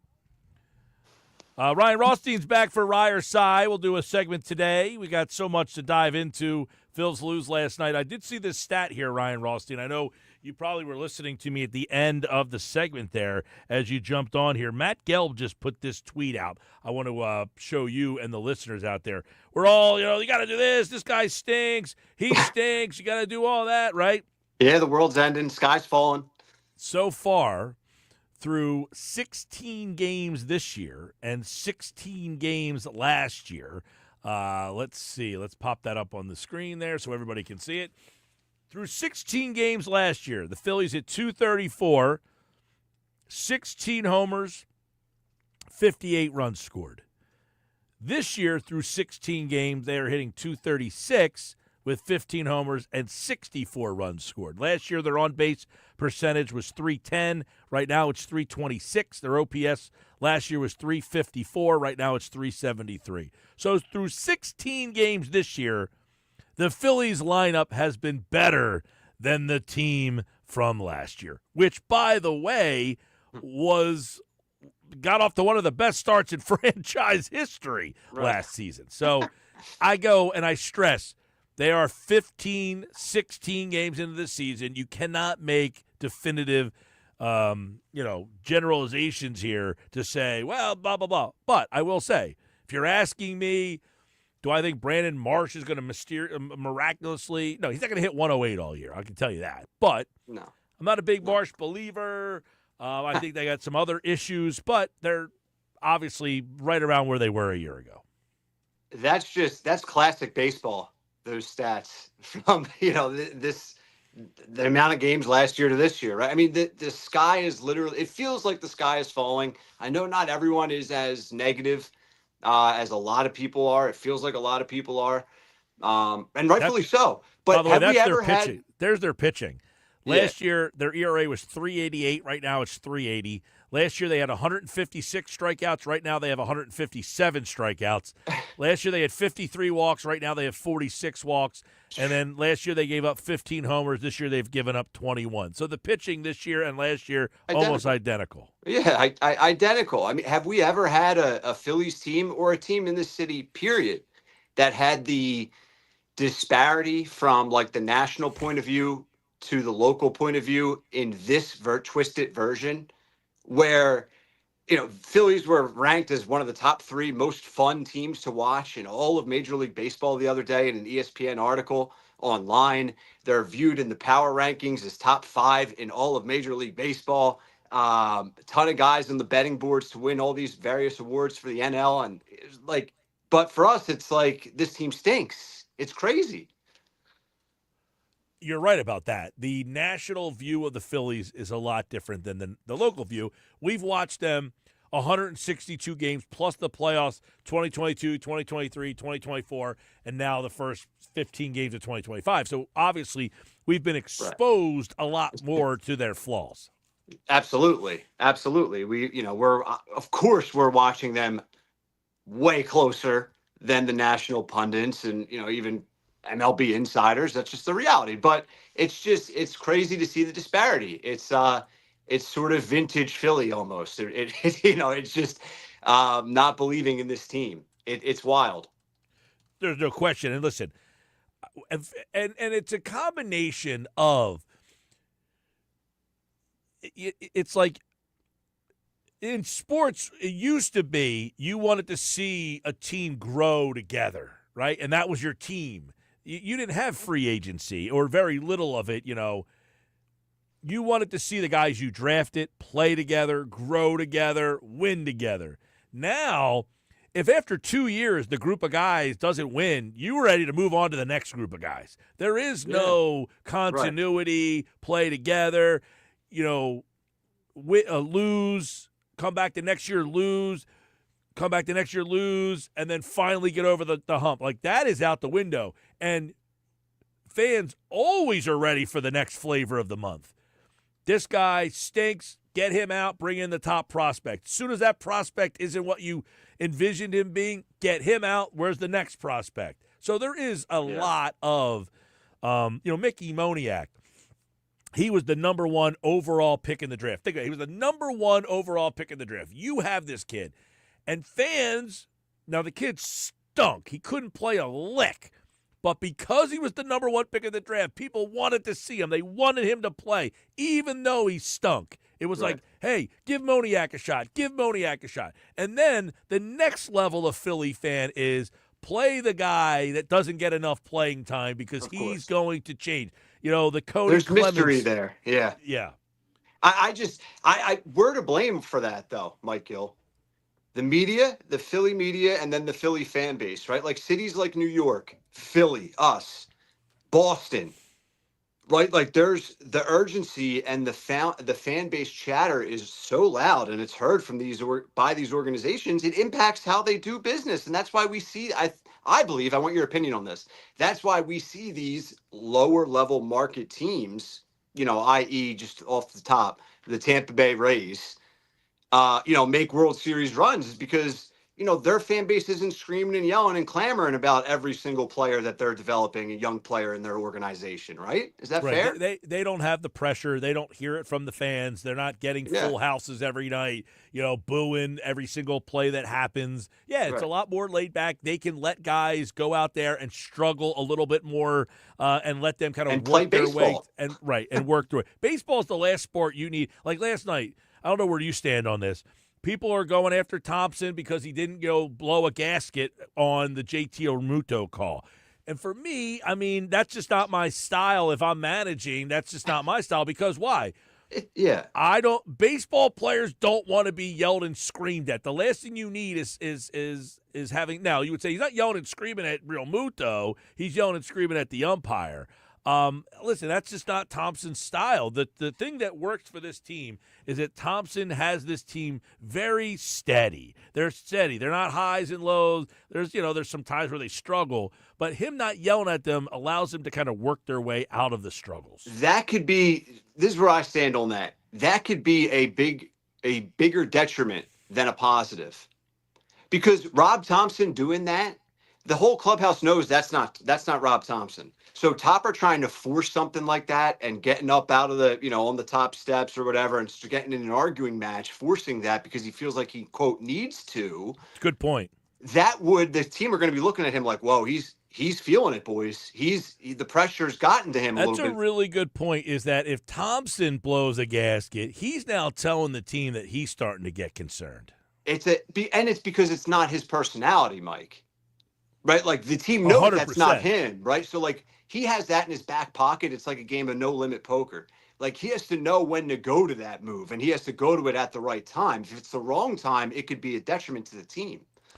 100%. It's a great observation, is that if Topper goes out there and goes out of character, right. He's now showing his team the struggles are starting to get to me too. And now they're like, well, he's concerned. Right. Oh, geez. Now, and now it's, hey, look, the umpire missed a call. I'm going to pick and choose my spot. You know when I'll pick to choose to yell at that umpire? Maybe in August when we're in a pennant race here. 14 games into the season, I don't need that umpire to remember that I blasted him in April when he missed a call that, hey, look, I have the picture of it here. We showed it earlier. There's where the ball was caught. Is that egregious? I don't see it. It's not up on my screen, but I don't know. I don't have it for whatever reason. But listen, I don't care how egregious it is. It's not necessary for Topper to blow his top. Right? Like, sorry, John in North Wildwood, whoever's moaning about Topper needing to blow a gasket there online. Like, he has his finger on the pulse much more than we do. So you have to have faith in him managing that team appropriately and handling and conducting himself appropriately. Like, what kind of sick individual are you that you need to see Rob Thompson scream and yell to make yourself feel better about the Phillies? Yeah, exactly. That's what we just said, is there's a time and a place for him to do it. It's not in the 15th game of the year. No. You hold off on that until like I just said, you're in a pennant race. You're in August. Okay, now the stakes are a little higher. I'm down 8-4 in the 16th game of the season. I think I'll hold my horses off a little bit. So like I said, I didn't have a problem with that. Now, if it's August and this team needs a little pick-me-up, that's a different situation. So that's why, I look at it like that. Yeah, no, we're on the same exact page there. I agree with you. It's listen, in Thompson, we all have to trust. And I heard at the end of the last segment you throw out like maybe they get a little weird. I'm paraphrasing you, and entertain the idea of maybe trading a Stott or a Crawford, right? I don't know what other names you threw out there, but I'll push back on that a little bit and just say, listen, we need to let this team sink or swim, man. Like we do. I think they ran it back. Let them run it back. Like I don't think they can even afford to lose or trade a guy like Stott midseason. Like just let's go down with this ship one more year. We ran it back. We added some guys, try and add a bullpen arm. I'm not saying don't do that, Mike, but I don't know. Do you agree with that sentiment or do you disagree? Do you side that? I don't disagree. I said it before the season started. I think they're going to give this team to the All-Star break. And at that point, they're going to say, look, we gave you to the All-Star break. We want this team to win together. We want this team to build together. We want this team to win this World Series as a group, Marsh and Stott and all you guys. Mm-hmm. But I'm going to give you to the All-Star break. And if you can't get it done, I got to make moves. What does that look like to you? Not getting it done by the All-Star break. Like how bad is it? Well, it's just this. It's complacent. It's, we're in the race, but I still got Marsh, 248, striking out all the time. Like, they're going to win because their pitching's very good. So they're going to constantly, they're going to be in the race. But if you're in the race and you could see these guys haven't developed, Marsh is struggling still. Bohm hasn't really come around. Kepler isn't what we had hoped. That kind of stuff. Yeah, I agree with you, but I would also say similar to what we said about Rob Thompson being calculated about how to handle himself in certain situations of the year. You need to feel the vibe of the clubhouse, don't you think, before you make that type of a trade at the All-Star break potentially, right? I mean, you can't make a trade that will deflate that room is my point. As far as, losing a friend, so to speak. I think you need to be careful about that. Yeah, I know. Sounds corny. Yeah, listen, like I said, I would look to trade Stott. I mean, he's best friends with Harper. They're really good friends, those two. I don't think you can do that. I don't think you can do that. Just for that reason alone, it sounds crazy, and it actually aggravates me. I'm mad at myself for saying that, but I think like you've gone this far. Like, let's just leave those key guys in place at least, and let's just see how it plays out. Like, let's start sink and embarrass themselves. Here's the problem. Listen, this isn't like an anti-Stott. I know. I know. Stott doesn't fit with the roster. Mm-hmm. Him being left-handed, okay? Yeah. It's a problem. They have too many left-handed bats, and he's not a good enough left-handed bat. Like Harper, fine. He's a left-handed bat. That is not a problem. Schwarber, he's a lefty-handed bat. That's not a problem. Stott is hitting under 100 against lefties. Marsh is hitting about 100 against lefties. Mm-hmm. Kepler is hitting like 200 against lefties. You have three left-handed bats that essentially play every single day, and you don't have really a right-handed alternative for Marsh. So, but here's the problem. But it's not going to be 100 all year long. Like, it's 15 games. It's a 15-game bad stretch, right? I mean, it's fair to say that. Marsh just can't hit lefties. He just can't. No, I hear you. My reasoning for Stott is I have a legitimate option. I don't mind playing. I'll play Sosa every day. I'll take my lumps. I mean, he'll hit 230. He'll strike out a bunch, but he'll play very good defense. He'll get a big hit here and there. He's not a huge drop-off from Stott. No. So I'm not like saying, man, we're really dropping off if I trade Stott. I'll play Sosa at second base and be fine. Yeah. But I think I can get more in return for Stott than I can Marsh. And that's why I picked Stott over anybody else. That's why. I hear you. And it's all very logical and it makes sense. I don't disagree with that point. I just think you have to look at the impact it has elsewhere. That's all, right? Like that, now you lose your depth. Sosa's no longer this awesome spark plug utility guy. Now he's a guy that's a little maybe in over his head. And you lose the Stott vibes factor. As corny and crazy as that may sound. Yeah, I'm out on the vibes factor. That to me is that's important for a championship team, though, isn't it? Yes and no, but I mean, come on. This team has been the vibes. These have been the guys. These have been the players. And now you're already starting to have problems with it where you had Bohm hitting 4, now he's hitting 8. You had Marsh, who was playing every day, then you benched him a couple days. You had Stubbs, who was here. You sent him to the minors. I think the Phillies, look, the whole the daycare, they're pouring seeds in water. They're not doing that anymore. These guys are growing into guys, and the guys they're growing up into aren't the young men you were hoping for. So you said, Stott's left-handed side of the plate, too many left-handed hitters. I agree with you, but let me just ask you this. If Trey Turner turns into the all-star guy that we paid him to be here in Philly, if he all of a sudden becomes that September all the way through a deep World Series run, do we still have too many left-handed bats? Or now all of a sudden does it make more sense to you this time? Say that again? If Trey Turner becomes the Turner that we hoped for him to be in a playoff run. I don't know what the Trey Turner is we hope him to be anymore. Me either. I have no idea what that looks like, but just a better version of what we've gotten is my point.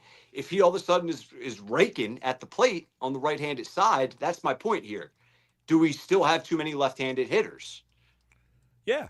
If Turner elevates. I'll play along. Yeah. If he elevates. Right. No, then you're okay. No, you still have a problem because Marsh can't hit lefties and you have no right-handed alternative. Yeah, but Marsh is batting ninth, MG. Like I'm trying to say, okay, if Cassie's can be Cassie in a crucial 3-week stretch of the playoffs, if Turner can be, like we said, we have no idea what that looks like, but just a better version of Turner with his right-handed bat, right? Like that changes this whole dynamic. Not good enough. I mean, to me, Stott is what he is. He's a bottom of the order guy. Mm-hmm. He is what he is. I mean, at his best year, he's a 280, 235 on base guy. I mean, he's 20 just a doubles. Guy. Yeah, I got you. Yeah. So Stott, to me, this is why the whole thing, he's hitting at the top of the order now. You can't bat him lead off. I mean, listen, I hope I'm wrong. I hope he just starts tearing it up. I don't see him. He's a guy who gives you decent at-bats. He fouls pitches off. He grinds. But he's not an impact bat at the top of the order. Now, last night, when he gets on base, Turner hits the ball in the gap, and you see what having the speed at the top of the order. He goes all the way from first and comes around to score. There's the benefit of having those two guys like that in the lineup. Do you think at any point they test out Harper in the leadoff? At any point, just for, for bleeps and giggles? Or Say no? that again? Do they test out Harper in the leadoff spot at any point? Or no. He said he does not want to hit leadoff. I know he said that, and I don't want that. I'm, just had to throw it out there. No, I think there comes a time where Harper plays a role in all this too, because I don't want to hit 2, I don't want to hit 1, and he's been struggling as well. He struck out a couple times last night in some key spots. But, hey, it's 16 games in. We just told you what they were 16 games into last year and what they are 16 games into this year. They're about the same, a little bit better this year than last year. That should give everyone out there a peace of mind, because it gives me peace of mind. They'll win tonight, and everything will be happy tomorrow. Yeah, for 24 hours. All right, man. Thanks, man. That's Ryer Cypher today. I am out on the vibes thing. I am definitely out on the vibes thing. And listen, I understand the concept of having clubhouse, all that stuff. Stott to me is totally expendable. Totally expendable. All right, we'll close out the show with the Bet365 play of the day. You got some playing games tonight. That's next.